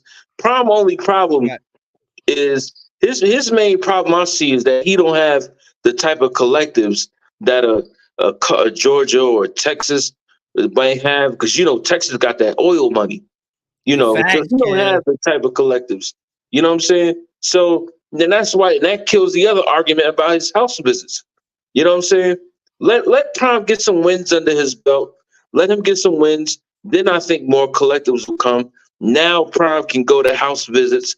You know what I'm saying? Now he can go to John the Liquidator and say, hey, I know you're the number one running back in the country. I just took this season from 4-8. This year we went 8-4, so I'm a winner, and I got 100,000 for you. But if John the Liquidator is the number one running back in the country, and can I go to his house being 4-8, 6-game losing streak, 1-8 in the Pac-12 conference, and I ain't got no money for you? You're gonna look at me like I'm crazy. Versus Dan Lanning show up and say, "Hey, I'm Dan Lanning. We went 11-2 last year, and I got 200,000 for you. Where's John going? Man, where's John going? Me personally, I think I'm going to coach, bro. Coach the best. He the GOAT. No. I'm not saying in that regard. I'm talking about like as far as the money go. I'm talking about as far as I feel you. I'm talking about as far as the money go. Right. You know what I'm saying? But I can't show up to nobody's house 4-8 and I ain't got the bag for you. Like, come on, man. We got to stop these arguments. And we got to start. As far as Dylan goes, I'm with you all the way. I think somebody throw a bag at him. You know what I'm saying? Because he deserves it, man. He deserves a bag. He deserves some money. You know what I'm saying? And you got to do what you got to do, man. You think about it. These kids, some of them coming from one-parent homes, the mama making $30,000 a year on food stamps, and somebody at some college come along and throw 200,000 at them. Hey, they got to jump. Now, if somebody don't said leave, Uncle Neely is breaking the news to why Dylan is leaving. Let me see if I can pull that up real quick.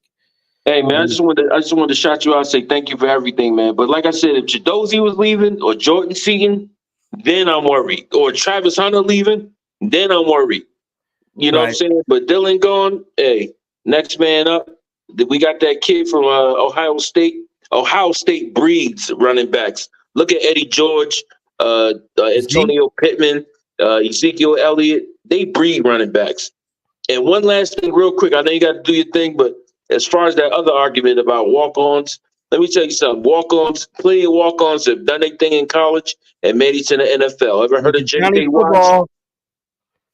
Ever heard of J.J. Watts? Antonio Brown, Jordy Nelson, Clay Matthews, Eric Dickerson, Santana Moss.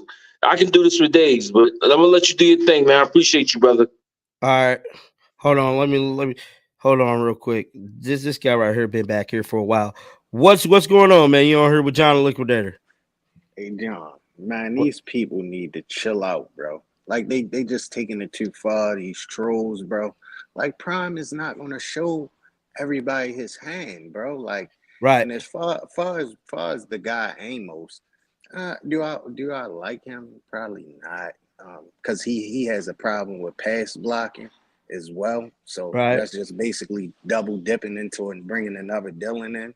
But man, the thing is under control, bro. Like East Coast Cav said, man, we got this thing, man. The kid from Ohio State is here. Like, man, it's all good, man. Like, just like everybody relax, wait and see what's gonna happen.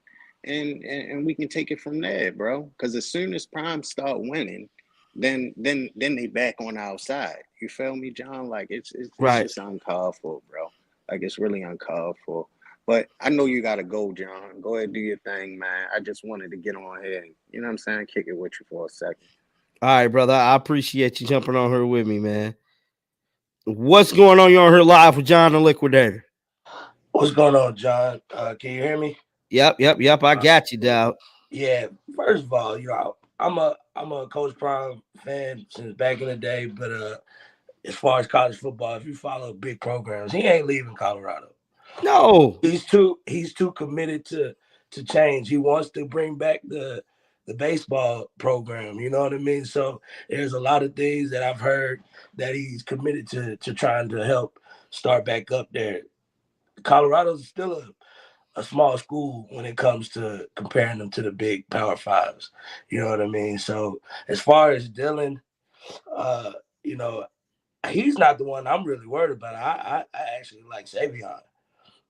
Up the middle. Right. He was somebody that could pound the defensive line, wear him out. We didn't really have the offensive line to really see Savion. We saw him at JSU, but as far as Dylan is concerned, he can't block.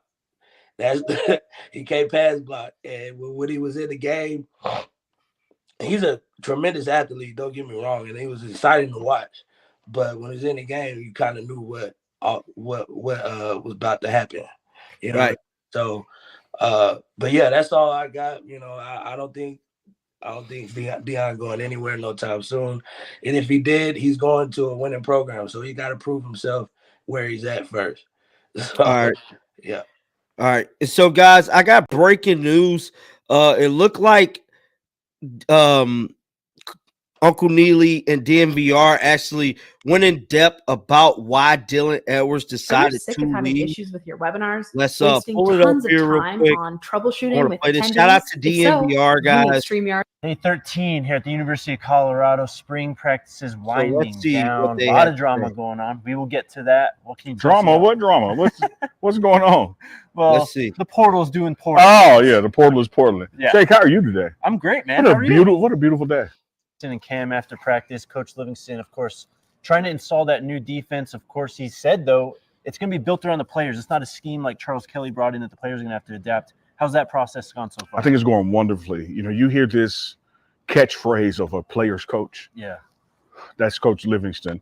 He'll sit in the room, and you heard Cam bring this out in his portion of the press conference. He'll say, look, it's one of me. It's 15 of y'all. What do y'all want to call it? I will learn your word. I'm not coming. Sorry, guys. If you guys want to see the whole video, you guys can head on over to DNVR now. Running back from Ohio State. 2 guys leave. Yeah. This is not the environment where you're going to be guaranteed anything. Alton McCaskill, his own statement when he left, he wants to be the one somewhere. And if he's not going to be the one, he's not going. We don't negotiate like that. The best players are going to see the field. If you don't feel you can compete and become the best player, we wish you well in your future opportunities. Dylan Edwards, great guy, very talented, had much success week 1 last year at TCU. Wishing him the best wherever he lands. But it just seems chronological order-wise that he left camp because someone was coming in. Mm-hmm. A lot of the questions are surrounding this kind of drama right now. Mm-hmm. Can you tell us or share any insight as to why Dylan entered the transfer portal? I haven't spoken to Dylan, right? So these are, again, just assumptions on my part based on the timeline. I do know this internally. When you look at what Pat Shurmur was developing for this offense, Dylan Edwards was part of it. You heard his press conferences, how he was now featured in the pass game and the run game. For you to have all that going for you and want to transfer for a better opportunity, because let's just keep it 100. These guys transfer for a better opportunity. Yep. And I can't knock you wanting a better opportunity. But I don't know what better opportunity than you have than when you're on a team with Travis Hunter, Shedeur Sanders, and you're still getting featured in the playbook. Yep. Like, I can't make sense of it had it where made. you think you're going to go and you're going to get more than that. There were schemes based on him. There were play calls drawn up based on him. As he said in a press conference a couple of weeks ago, he was excited about being in the pass game. Just last week, he asked me to mic him up for practice. Yeah. I mean, just last week. So when I look at the chronological order, Charlie goes up to firm 2. We sign a running back. Told you Charlie went up to sends a message he was to me. not the starter. You don't want to compete. Dylan. Same thing with Savion. He came from Jackson State with us, got here late. His waiver was approved. A lot of things were done to help him be able to transition smoothly. Scored a touchdown at TCU. Yep. Dylan had that big day at TCU, and Savion still scored as well. So this running back room is always operated by committee, and everybody eats. All right, guys. They chose if you guys want to check out the entire video, y'all can head on over there to DNVR now. We finna get back to the show. Shout out to DNVR, bro. If y'all want to see that whole video, y'all can go over there. I just wanted to see what Uncle Neely had to say about this Dylan situation. And so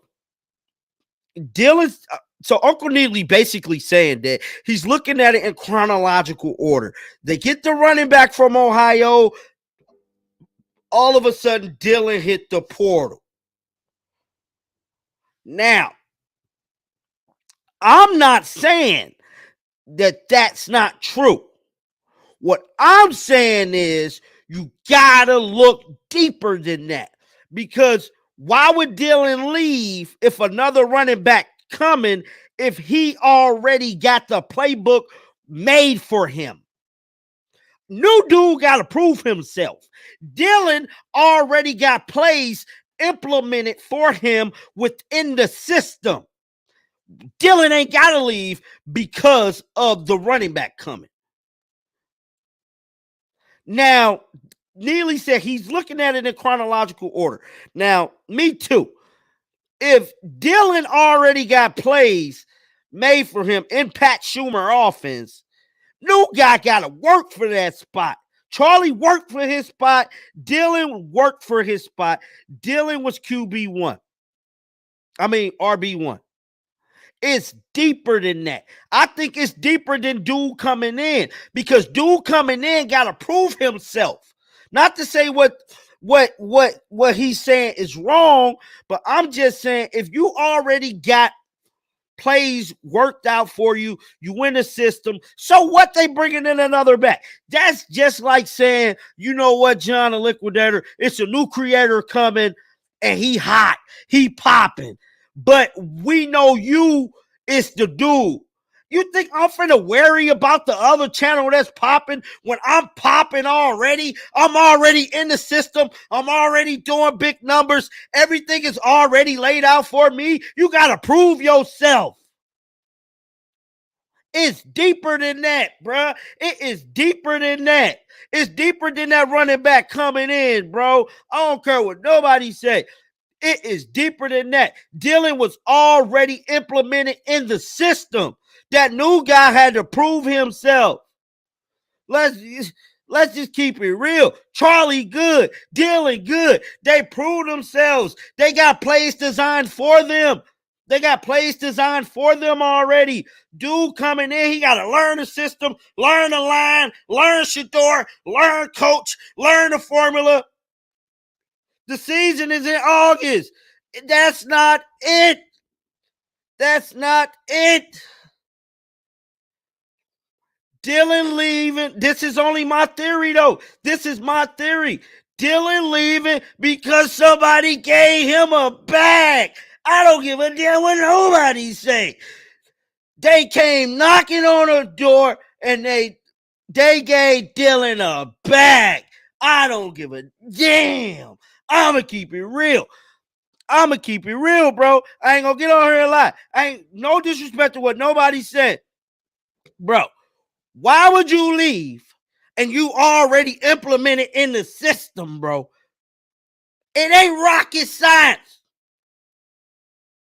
Dude gotta prove himself, bro. That bag came knocking. The bag came knocking, bro. And Dylan took that money. I'm not saying this is facts. I'm just saying this is my theory. This is my theory into how all of this played out. Because everybody gonna have a theory until the truth come out. You got his side, they side, then in the middle, right there in the middle, that's where the truth at. And so until we meet that middle mark there, we don't know. But let's get back to the show. Can you What's hear me going now? on? Hi. Yeah. Okay, great. Hi, everybody. Thank you for all you do. I always watch you, me and my son and my children, because they're away at school. But at the end of the day, as a parent of two athletes that have gone through the whole process, it's a mind thing for sure. You got to put God first always. But at the end of the day, it is about money. It's about those NIL deals. But you always have to make sure, God forbid, something happens to you and you get hurt, you always have to fall back on something. So think about your education first. Education, any athlete that's listening to me or anybody who can hear this, these coaches, they're great coaches. Some of them will look at you for your best interests at heart. Some are like, okay, this is another horse that I can bring in, use him up, use her up, and then keep going. But at the end of the day, always just whatever he decided to do, that's on him. But I hope he has many things. I hope he gets his degree to fall back on. All these young men that are leaving, that are going into the portal. But you have to stay strong through the process. It's all about how you want it and when you want it. And who's going to be that coach or that's going to teach you through the whole way. But always get that degree. The NFL will be there. NBA will be there, or wherever they're going. Yeah, definitely. And so with all that being said, what do you think is next that we'll hear from the Dylan situation? Coach will say something positive as always, as he's definitely a God-fearing man. But at the end of the day, wish him the best and always look forward to his next step in life and making sure he's mentally available and ready to be able to get to that next level. Because sometimes when these young men leave these schools to go somewhere else, sometimes it gets better, sometimes it gets worse. I just hope he's balanced. I hope they're all balanced and not just running after a bag and looking at am I mentally there? I just feel like that could be it. I don't know why, because it just don't make sense for Dylan to leave if he already implemented into the system for the 2024 season. I don't care if they got the best running back in the country. He has to prove himself. Those are the rules. Everyone has to prove yourself. A new season starts over every season, right? Just like the NFL. I don't care if you're the starting quarterback, right? Quarterback, running back, tight end, center. You always have to come back and prove yourself. Are you the face? Are you the one? His own son could be sitting on the bench, and that new kid that's coming in could be the new quarterback of Colorado. We don't know. Yeah. It's all about what you want. You can have your starters, but that starter can be pushed to the side at any moment. Pushed gone. Yes. Absolutely. Well, I appreciate you jumping on here with me. Appreciate the love and the support. And shout out to you. You as well. Many blessings. All righty. Hold on, guys. I got my guy backstage. I want to bring him up here. Juju. What's Hold on, going hold on, on? hold on, John. Hold on 1 second. Let me turn. Can you hear me? Yeah. What's up with it? Nothing much, man. How you feel about the Dylan situation? Man, that's tough, man. It hurt me. That one. It hurt me. I don't know, man. I'm like you. It had to be all about the Benjamins, baby. You know. Hey, you know what it is, man. You already know what it is, man. Hey, But like you said, though, he was in the system already, and the sad thing about it, he played for Coach Prime when he was a little boy, So they really had a relationship, right. So they really had a relationship. But like I say, man, you know what it's about, man. We talk every day, so you know what it's about. Yeah. You know what I'm saying? And so with that being said, going back to the content creators, everything that's transpiring with these creators on Twitter, on YouTube, this story, that story. What is your thoughts with the current space of the media dealing with everything? Man, listen. Talking about on the media guys. Yeah. And oh man, I'm getting a call. I can't hear you. Someone never been to Colorado. Can you hear me now? Yeah. Can you hear me now, John? Yeah. I said the media guys, they don't know what the hell they be talking about. Like Coach said, they just eating off of them. They never been to Colorado. Like I said, some of them guys, they hit me up. Some of them guys hit me up and won't be want to talk, but you already know me. I ain't trying to bust nobody's bubble, but they don't have to, hit me up. You know what I'm saying? I don't really do no talking, John. You already know what it is, me. You know what I'm saying? I'm already knowing. But they get false information and blah blah blah, and they try to live off Colorado name. So like that's why I said you keep doing what you're doing, because I know I done seen you in Colorado several times. You know what I'm saying? Several times. So that's just like me. How can I represent something and I don't know nothing about it? I never been there. You got the experience. Yeah. You understand what I'm saying? So that's why I don't even really get caught up in that, that content stuff. You know what I'm saying?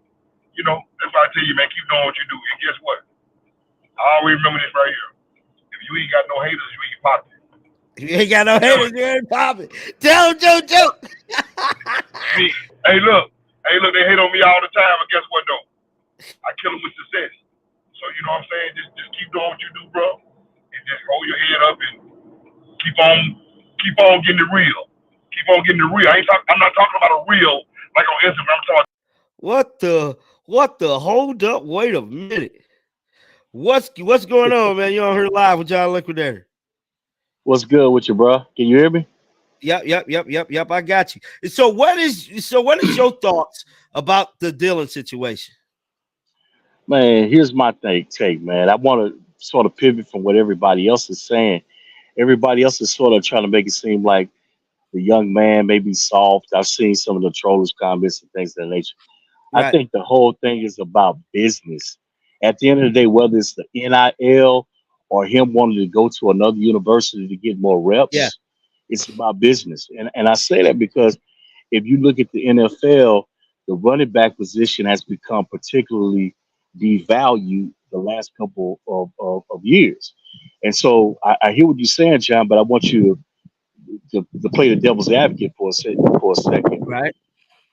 Having a running back coming in from Ohio State, it's different from just having any other running back. That's just like me if I played at Grambling. I went to Grambling, okay? And if I had a running back that transferred to say Maurice Claret, I remember at one point Maurice Claret was getting ready to come in. You dang right. I'm pretty sure a lot of those running backs were a little bit afraid that this guy's going to come in and take our position.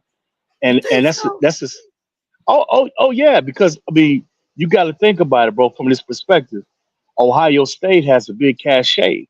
Alabama has a big cachet. So now you got this. They don't really recruit anything but 4 and 5 stars, even the people that sit on the bench. And so now you're dealing there with you're already in a pass heavy offense. You want to go pro, and you know that you got to get a certain amount of reps in order to be seen, in order to maybe have a higher draft status.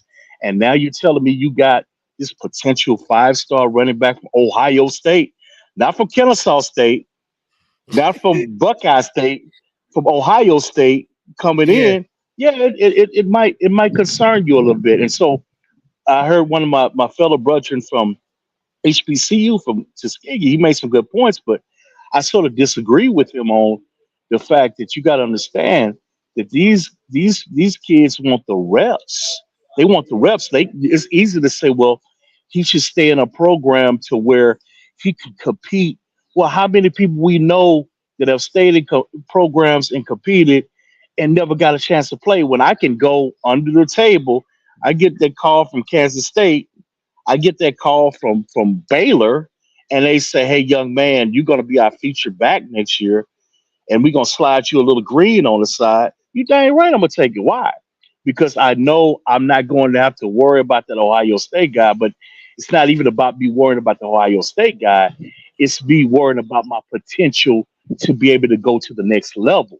And I know me being loyal to Colorado and me not potentially getting enough touches, me potentially not getting enough player time, it's not going to equal me to get the final goal of me going pro. Think about it. There's so many players. Like, I grew up in Arkansas. Right. Years ago, we had this player that I thought it was the stupidest thing in the world. It was Mitch Mustaine.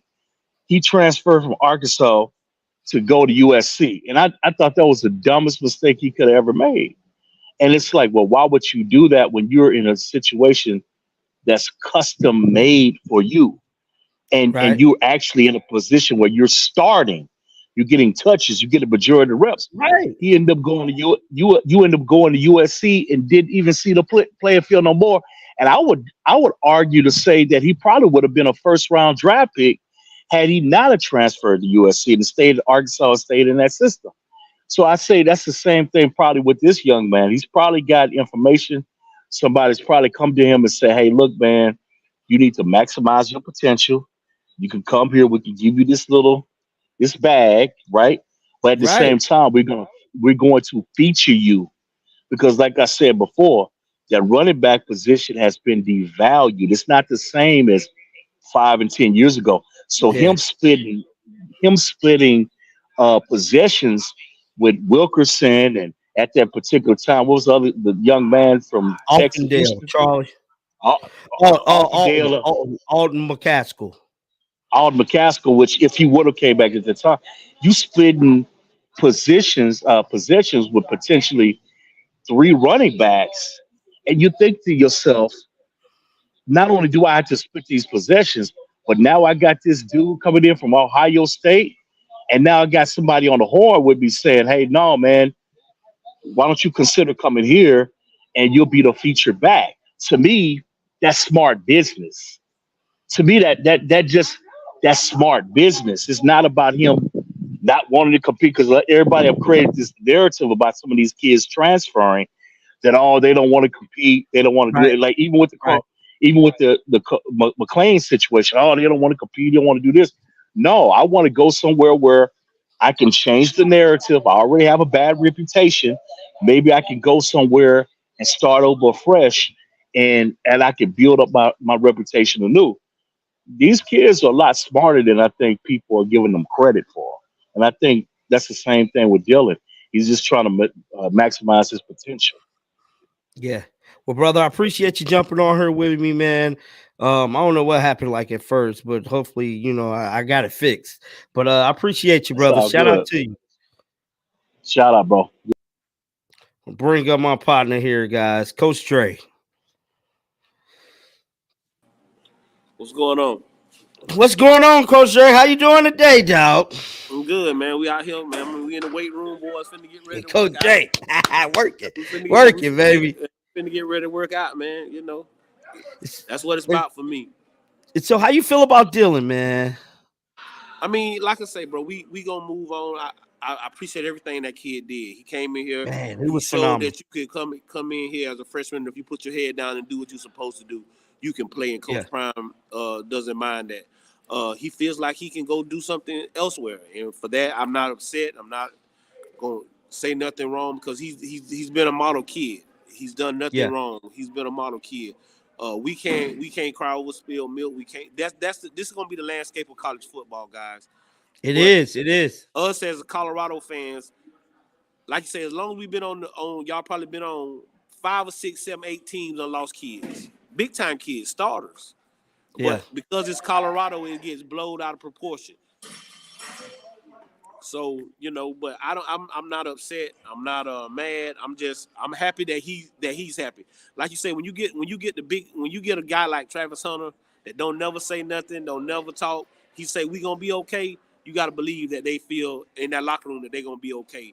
Right. We got one running back already committed, and then you got a kid that committed to a school just last week that said, "Hey, well, I'm coming up here for the spring game because you know what? Them guys done called. And so it's we gonna be okay, man. We Yeah, gonna be just definitely. fine, huh? Yeah, we gonna do a little something for 7-on-7. Yeah, And so, Coach Ray, real quick before I let you go, now everybody got these different theories as to why Dylan left, what the situation may be. What is your thoughts into his why? I don't. At the end of the day, let's stop trying to figure out these guys why. Until somebody tells you a Right. story, let's just stop trying to figure it out. It is what it is. He's Right. going to hit the portal. He feels like that's what's best. If you guys go look at these kids, most of them when they put out they're leaving notice, they say their agent or somebody. So these kids are getting pulled 5 different ways from Sunday. It's everybody in their ear. Hey, you can do this. You can get this from this place. You can do this over here. Oh, you can do. So these kids have a lot on their plate. So I don't want to Right. make no narrative. I don't want to make nothing. I just want this kid to go do whatever he feels is best for him. And if he feels like that's best for him, so where does it start? In a little bit. So I ain't mad, man. It's a good day. You get what I'm saying? And Shout I out just Coach feel like, Dre, man. man, you know what I'm saying? I just want listen, this is what I told people earlier in the space. Everybody asks for a blessing. God didn't tell you the way he was gonna give it to you. Say it Everybody again, asked, Coach Dre. everybody Say it asked again, for a Coach Dre. blessing, but nobody, hey, you can't say nothing about the way you give it to us. Hey, so y'all take that for how you take it how you want to take it, man. Hey, John, I mess with you, man. I appreciate all the support. Like I said, I'm not a content creator. I'm just a guy that's trying to spread the good news, man. I ain't trying to bash no kids. As y'all see my kids in here getting ready to work. They over there getting ready to work. That's what we finna do. And that's what I do every day, man. So I appreciate I love you, bro. Anytime you need me, you know how to hit me up, bro. You know where to Oh find yeah. me. Shout out to Coach Dre, man, my dear friend, man, down there in Florida, getting these guys ready to take their game to the next level. I want to bring a couple more people in here. Here go another coach. What's going on, man? You on here live with John Liquidator. Yo, what's up, partner? What's up with you, man? How you feel about the Dylan Edwards situation? You know what? I'm a follow in behind Coach Dre, man. We have the day off our football team, but I saw the love in his weight room, but I'm gonna follow in behind him on the whole deal. You know, it's not our choice. It's not our job to figure out why Dylan left. He left. We wish the kid the best of luck. We hope and pray that he finds the right fit for him. Obviously, Colorado is just not the right fit for him, or um, for whatever reason. Like he said, it's so much going on with these kids, man. This NIL, 'cause like I told you, was talking about last night to a couple of guys. Man, I got kids that are in college right now, and they're constantly coming up trying to get them to leave schools for a bag of money. And some kids Yeah, it's are true. some kids are taught loyalty, and some kids don't. Man, I got a kid, like I said, he by far could easily get a bag if he left the school right now. But the school that recruited him was so down with him from day one when nobody else was trying to recruit him hard that he got love and loyalty to him, and they've been straight up real and honest with him. So he's about loyalty. He like, coach, I ain't going nowhere. And I'm like, Right. that money can be tempting, man. It's like it's an evil, man. It's like you got a good looking woman, but then Beyonce or Jan Jackson walk by throwing a little something that you be like, oh, Yeah. I'm trying to be good to my girl. So Yeah. at the end of the day, man, I ain't gonna lie. I said it last night. I was scared he was gonna leave. I didn't want Dylan to leave, but you know what? Coach Prime. He's doing things in the right way. That's one thing I love about Coach Prime. He's by his faith. Ain't no fakeness in him. I know Right. God has always blessed that man. That team is going to be blessed. You see the guys coming in. You know, I'm looking at a couple of these freshmen that's coming in, the two-way player that's coming in, Yeah. the Khalil kid, and you got the Ohio State kid. Now you got this kid from Miami, Ohio that's gonna come down and take a look and see if it's a fit for them. Okay. You know, and then I'm gonna be honest, I like the way Charlie been running. Charlie looks pretty good, man. He Charlie might been good, bro. Charlie might be a Charlie might be a little short Mike All-Star type back, man. You Yeah, know, Charlie been him, bro. Charlie him. yeah. And that's the thing about it. Charlie ain't complaining. He's not on scholarship. He works just as hard as anybody, if not harder than some of them guys that is on scholarship. And that's what you want, man. So at the end of the day, man, you know, I wish all these kids the best. I will tell you this. Uncle Neely just put a video out talking about what's going on a little bit. I don't know if you heard, you know, you may be Yeah, I inside. played some of it. Yeah. So, you know, like even with the commodity thing, I saw something flash up on 247 about Georgia maybe wanting him. I wish him the best of luck. If he goes to Yeah. Georgia, good luck to him. But just know now, Georgia got the #1 DB recruiting class in right now in the 2024 class, and that's not counting what they already got there. So, you know, if he think he finna go in there and just take a job, he gonna be sadly mistaken. But like I Right. said, these guys They got Ellis sometimes down there too. absolutely. I would say this to close it out. 'Cause I know you got people waiting. Man, some these kids got to learn two things. And Coach Prime said this about his own child when Shalimar left. These guys are Yeah. jumping in the portal and they're not doing their research and trying and having the school ready to go to. And they're Yeah. getting stuck in the portal. That's the first mistake some of these guys are making. But the biggest mistake, that grass ain't always greener on the other side. You may jump out here No. and run to another school because somebody done told you this or said this or you can get this, and then you wind up in a worse position than you're in. So some of these kids got to really think. But I remember Coach Prime said it about his own daughter. So if you know the man said he got mad at his own daughter for jumping in the portal because he was like, why would you do that? You don't know who's out there. You ain't talk to nobody. You ain't talk to no friends. You nothing. You just gonna jump in the portal. And I think a Right. lot of these guys are listening to outside noise, people telling them, man, you can get this amount of money. Oh, you work this. Oh, they ain't paying you nothing, but you can make this over here. Hey, like they say, the old folks say when you play dominoes, all money ain't good money. It's bad All juju. money ain't good money, man. But So, then though, man, me and my buddy, man, I talk to my buddy every day, and we always say this: you want loyalty before royalty, loyalty yes, before royalty. Because just like Coach Prime said, you know what I'm saying? Like you want to work, like the money gonna come if you great. You yes, just gotta be great first. Focus on yes, being great, and then the money gonna come. And so, like, even with me every day, like when I do these videos and I get on here, I don't want the money that comes with YouTube. I want to be the greatest creator in the genre. right, right, right. You want to change the whole game. Exactly. I I feel you, don't brother. care about the YouTube money. I want to be the best. Whenever you bring up Colorado Buffaloes, you bring up Well Off, Reach the People, the pregame show, DVR, John Liquidator. I got to be somewhere up there. I want I to be got one you. of the best ones in the world. And that's what these athletes got to be, bro. They got to want to be the best in the world. The money is going to come.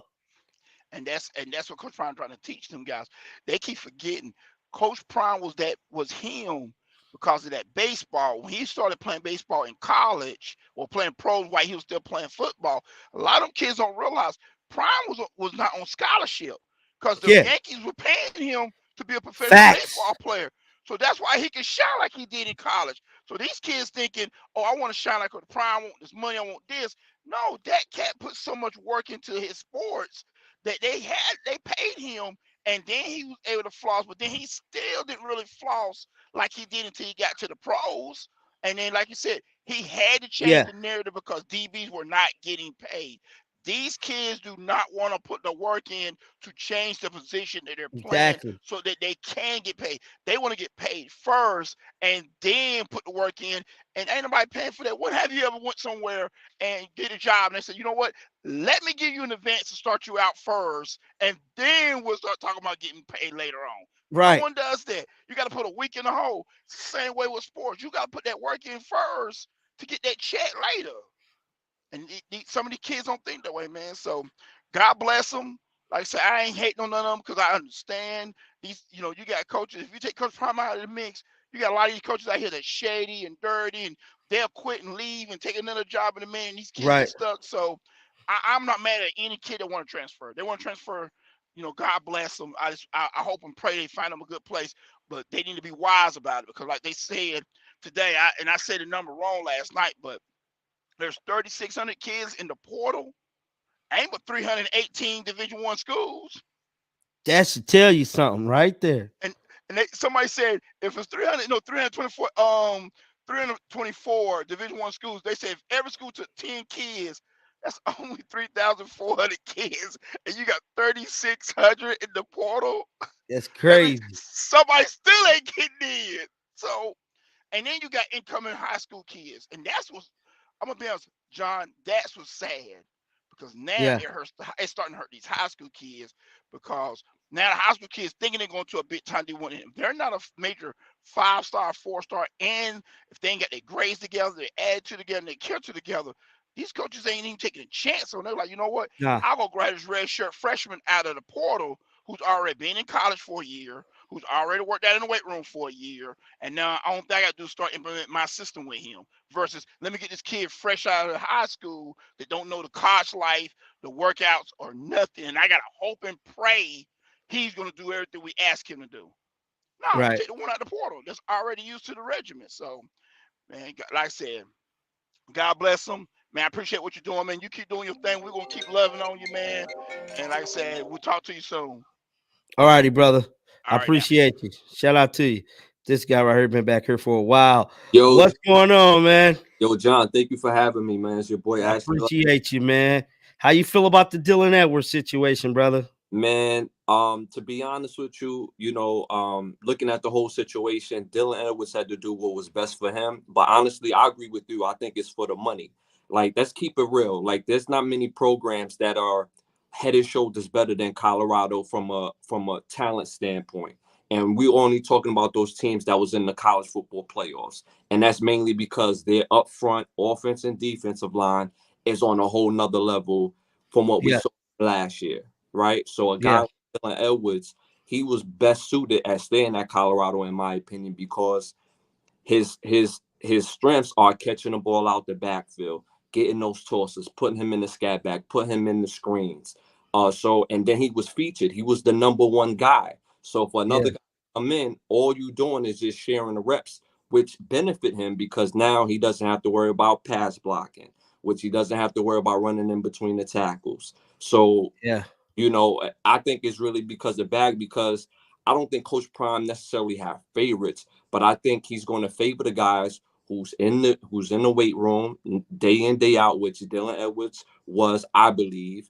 That's Yeah. going to focus, watching film, and wants to get to that next level. So I think it was a bag that was particularly set for Dylan Edwards for him Right. to leave because he's a freshman. He was a true freshman last year. That means he went from high school to playing big time college ball. Big boy. Yeah. You know what I'm saying? And he was wearing a single digit number. And to wear a single digit number in college, that's a big deal. So, that's what I believe. I believe that he left for a bag that was dedicated for him. Who knows what school he's going to end up at, but I honestly Yeah. don't think it's going to be a better situation because even though there's probably teams who are a handful of teams that may be head and shoulders a little bit better than Colorado at this point, there's Right. not a better situation for him, in my opinion. There's no, even those schools like the Michigans, the Texas, the Alabamas, those are the schools who we will say as of last year. We're not saying right now, but as of last year, what we've seen on tape, those are the teams that are head and shoulders better. But Right. there's no other team that has the eyes as Colorado. It's Coach Prime and that Hall of Fame coaching staff that he got at this point. I mean, like, what more would you want, in my opinion, outside looking in? Exactly. And then the offense was built around his abilities. And so Pat Shermer had already had play selection, put him in a scheme, had him where he's got like going to have production. I just don't think the Ohio State guy coming is the reason why he's leaving. I just got a hard time believing that, bro. Yeah. And it'll be different if he was fifth on the depth chart, fourth on the Yeah, he was RB1. was RB1. He came in RB1, and everybody thought it was going to be Austin McCaskill or Cavassier Smoke, but he came in, outbeat those guys. There's a reason why Yeah. he's RB1. So it's hard for me to believe that the Ohio State kid, he got so scared that this kid is, or whatever, that he was just like, yeah, I'm gonna get up out of here. It just Right. it just doesn't add up. You know what I'm saying? So I played college football as well. And, even though I'm an artist now, obviously or whatever, but I'm just saying, like, looking at this game, playing this game, competitors don't get scared of competition.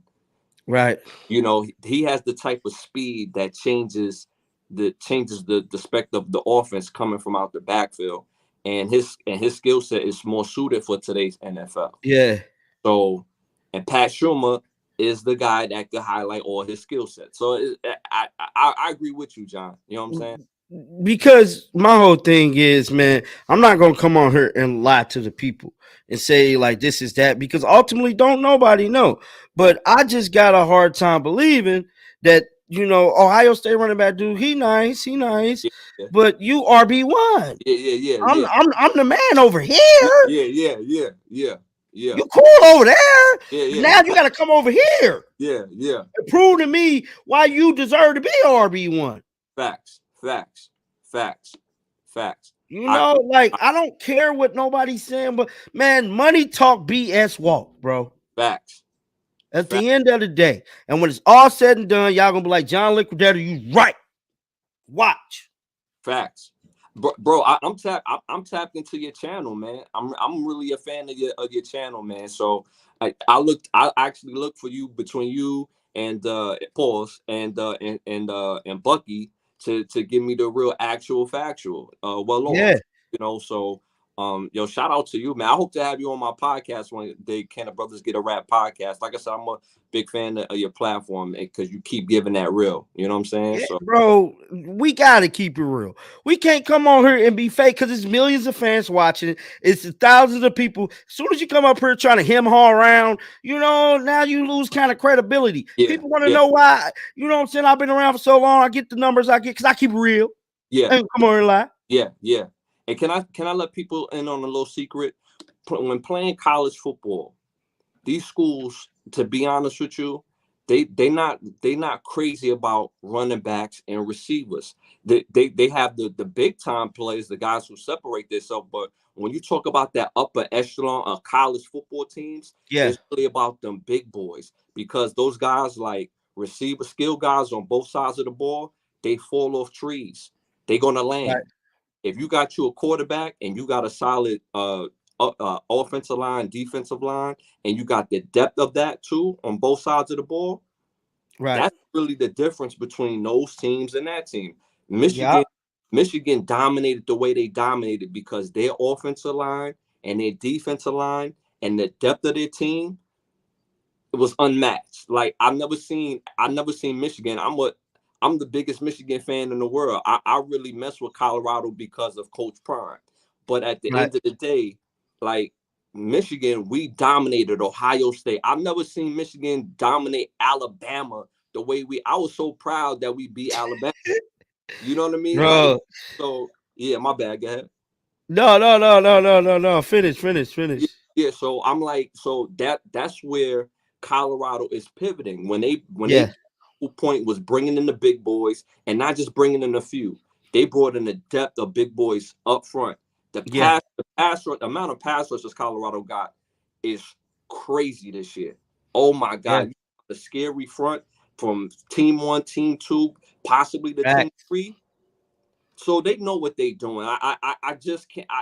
I got too much faith in Coach Prime, the staff that he's built around, the players that he have there. And let's keep it real. The guys that they're losing, they're add-on guys. They're not guys who are foundational pieces. And I don't mean that in no disrespect, because tremendous talent. And I really hope that they land on their feet and are able to feed their families. I really hope that. But for the sake of the Colorado, we got to keep it real. Like, they not foundational pieces. I think Dylan is a great player, but I think his production can be replaced. We will miss him because he was a fan favorite. He gave his heart. I'm telling Yes, you, yes, emotionally, he had me hooked when they was playing TCU and he scored on 4 tugs. I was like, oh my God, his speed and just the timing of the moment. yeah, But his production can't be replaced, in my opinion. yeah.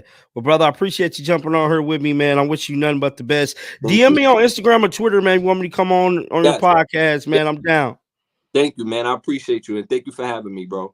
I appreciate you, brother. What's going on? You on here live with John Liquidator? John, man, salute to your channel, man. I am a Man, shout fan out for to you, real. brother. But I do want to say something. Edwards leaving right now. The running back from Ohio is already there. So it shows you, even if you gave me a bag, I got to go learn your program now. The guy that took my job, he's already on the field. He's working. If he's good as they want him to, he could probably suit up this weekend. So he's more into his feelings. I played for you my whole life. When I come here to Colorado, I should be the guy. You don't see in me what I thought you should see in me because you already are replacing me. And then what I'm looking at you replace me with is someone that's already bigger, quicker, stronger, faster. And I'm in my feelings because I know he's better. He's going to recruit more backs to the backfield. And when they get in the backfield, he can do much more to them because I was just in high school last year. This guy is much wiser than me. He's much smarter than me. I only could get you 4 wins. He's going to get you twice that. He's going to get you 8. So next year, he's going to get a running back that's going to get you 10. So you got to realize these people know when to go because they don't want to be sitting on the bench holding their helmet, looking at somebody do something that they were in a position to do that they could not do. The guys that are not even signed yet, that are already coming, is why those third stringers are just those that probably wouldn't even make the team. That's why they're transferring now because they know it's some dogs on top of dogs that is already coming. And those walk-on positions are probably already filled. So I'm already on the team. I can't get the walk-on position. I came here because I knew that Coach Prime said he wanted that Louis luggage. The Louis luggage came, but now he got that Fendi luggage here. Now he said Fendi. Yeah, now he got that Fendi luggage. And then I'm hearing he about to have this luggage that we ain't never even heard of. So it's like these guys know that it's a bigger, stronger, faster team. And the media that already don't like Prime want to pick out anything that they can pick out that he's losing players. But they're not going to tell you about the players that are suiting up to come that haven't even signed yet. All Prime is doing is, and then that freshman class that just came like 2 weeks ago, those are dogs. These dogs on top of these transfer portal, and there's always 2 transfer portals. The people that's coming out of this transfer portal is better than the last guys. Only thing those first guys did was they realized, Prime, I'm better O-lineman than what you got, and you want to protect your son. So he filled up the line. Then the defense got full. That secondary is crazy. Number 1 needed to go because he was getting burnt. He wasn't. I'm gonna be honest, man. The guy was a big name because Prime stole him from Florida State. But had he played at Florida State as a freshman, he probably wouldn't even been a starter. It was just the hype that Prime stole him from another Power 500 school. But when he got there, Prime said, man, you could have stayed in Florida. This how you play? Oh, no, you're not getting on this field. And then he came back this year and he said, you didn't get no better? Oh, no, give me that freshman from Texas. Yeah, man, this freshman going to do more than him. And this guy's looking at this, and this guy's seeing these DBs come in. So it's time to go. And then they like, well, we're losing McClain. No, you never lost him because he never played. So how can you lose something that you never had? Say it again, dog. You can't lose nothing you've never had. But a lot of those players knew their time was up. They couldn't get the big wins. Prime had you there to make his point proven. And the guy that's talking about Prime is leaving. Do he not know that Prime just now got a brand new crib that his sons bought from in Boulder? Why would I get a brand new house built for me if I'm leaving? That was a statement to the world that even when we get drafted, this is my daddy's house. He will be here in Boulder building this program up for years to come. If that was the case, he could have just stayed in the house where he was and left where he wanted to go. And a lot of people don't realize I'm from Dallas, Texas. Man, the reason they played TCU first last year because that's the job Prime wanted. And when them people told Prime he did not have enough college coaching experience and couldn't play on that level, he went to JSU. As soon as he got to a Power 500, he played them first and he beat them. That was just to show you, look at what you could have had and look at everything that I'm doing in Colorado. You could have been having all this in TCU.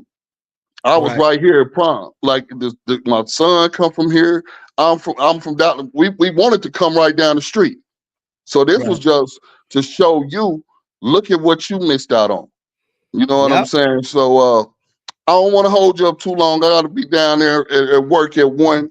I've been waiting in the back for a while. I'm gonna stay tuned in. My bad, man. I get so many people on here, brother. You should, and you should keep doing what you're doing, man. Anything you do, man, you be the best at it, man. And you are one of the best, man. Your voice, I don't care if I'm asleep. I know. That's John the Liquidator. We about to hear about from Colorado, man. So just keep doing what you do. The haters are gonna hate because they see that you already are in a position that they wish they could be in. They wish they had got in the position where you was when they were doubting.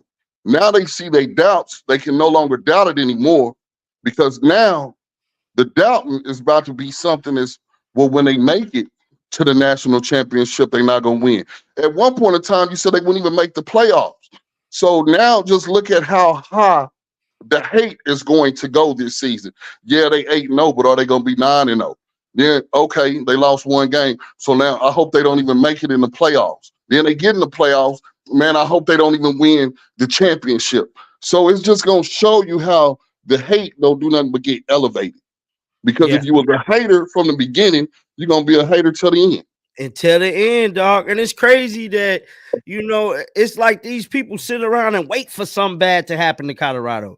Yeah, and it's crazy. Disappointing because we're talking about young men and their future. So y'all praying on these young men downfall. And then I want you to know, they also are, it's so much money out there giving away that they're taking players away from teams just so they won't have that 1-2 running back combo. Another school would pay to take away one of Prime players just so Prime won't even be able to have what he worked hard to have, because it's hard to take away the temptation of money in the bag. But a lot of these schools don't even want the kid. They just want to take the kid away from Prime so Prime won't have 4 out of 5 top-notch ball players on the line. He only want to have them 3. So that gives a lesser player to get up there. And then when I get them over here with me, hey, man, I'm just going to sit you down and red search until next year. Right. I really didn't even need you for this year. I just was playing chess instead of playing checkers and didn't want you over there with Prime contributing to his season this year, making him look good, because I'm a hater so much that I would rather pay you just to sit down. And that's what's going on, man. Hey, you just stole the words right out of my mouth, brother. You hit a nail in the hammer. That is the real. I feel like that's the real, and it's all gonna come out this summer. Yeah, but that running back from Ohio, it's like, man, he's the truth. Edwards couldn't have done what that guy did his junior year. This is the running back that Colorado really needed, for real. When you look at his high school film, look at the mass and the muscle that he put on just last year. You look at his yardage and look at Edwards' yardage. You'll say, okay, Edwards, I wish you the best, but I'm not. I wish you only the best. If this guy can give me what he gave me last year, right, it's more than what you done. So I ain't did nothing but go up this way. Right. So, hey, and then you got to realize he got some more true freshman running backs that are even better than Edwards was when he came out of high school. Let's just not forget what is really going on is the kids that's out there playing ball and practicing, been out there since 2 days. They know what time it is. It's Right. bigger and better competition. They came in and took D-list ball players' jobs, and they wasn't up but C to B-list players they sell. Yeah. Some B and A-list players came to take y'all jobs this year. So it's adios. And I'm out of here, man. I like your show. Keep doing what you're doing, man. Salute. All right, shout out to you, brother. He was cool. What's going on, man? You on here live with John Liquidator? Big John, can you hear me, man? Yep. I got you, dog. Hey, man, check this out, man. I've been listening, man. I rock with you tough, man. I rock with you tough, man. But I'm going to say this first, man. Edwards was like family to Prime. It was more than just a player, you know what I mean? So, Yeah. in my eyes, I don't think it was just money. I think, again, when you got kids, man? Yeah. Oh, yeah. There you have it.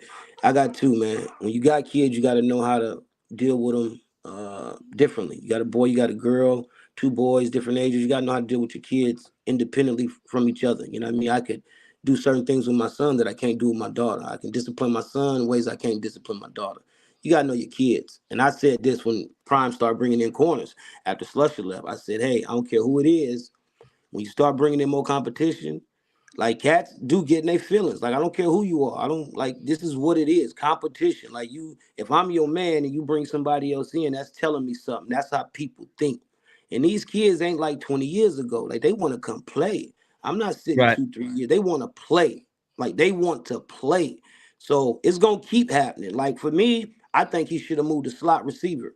And to me, that's what I would have did. More Who utility Dylan? player. Dylan, he would have been like to me in that offense because I think they got Miller and Jimmy Horn. But I think that third receiver, as far as being shifty, utility that could do everything, Dylan would have fit that role perfectly in the slot, man. But when I seen Welch, I was like, Dylan ain't starting anyway. I'm be a buck with you. And everybody can say what they want about the dude from Ohio State.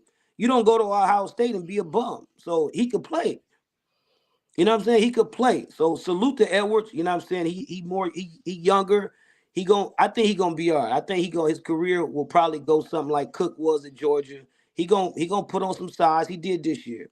But a lot of these players, Kermani was the same way, man. Like he wanted to come play, but again, you gotta know your players. So he had to go.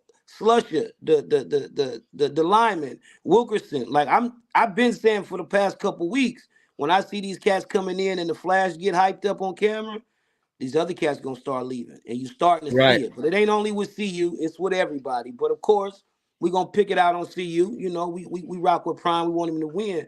But this was personal. This one, I don't care what Prime say. He came online and what we really losing.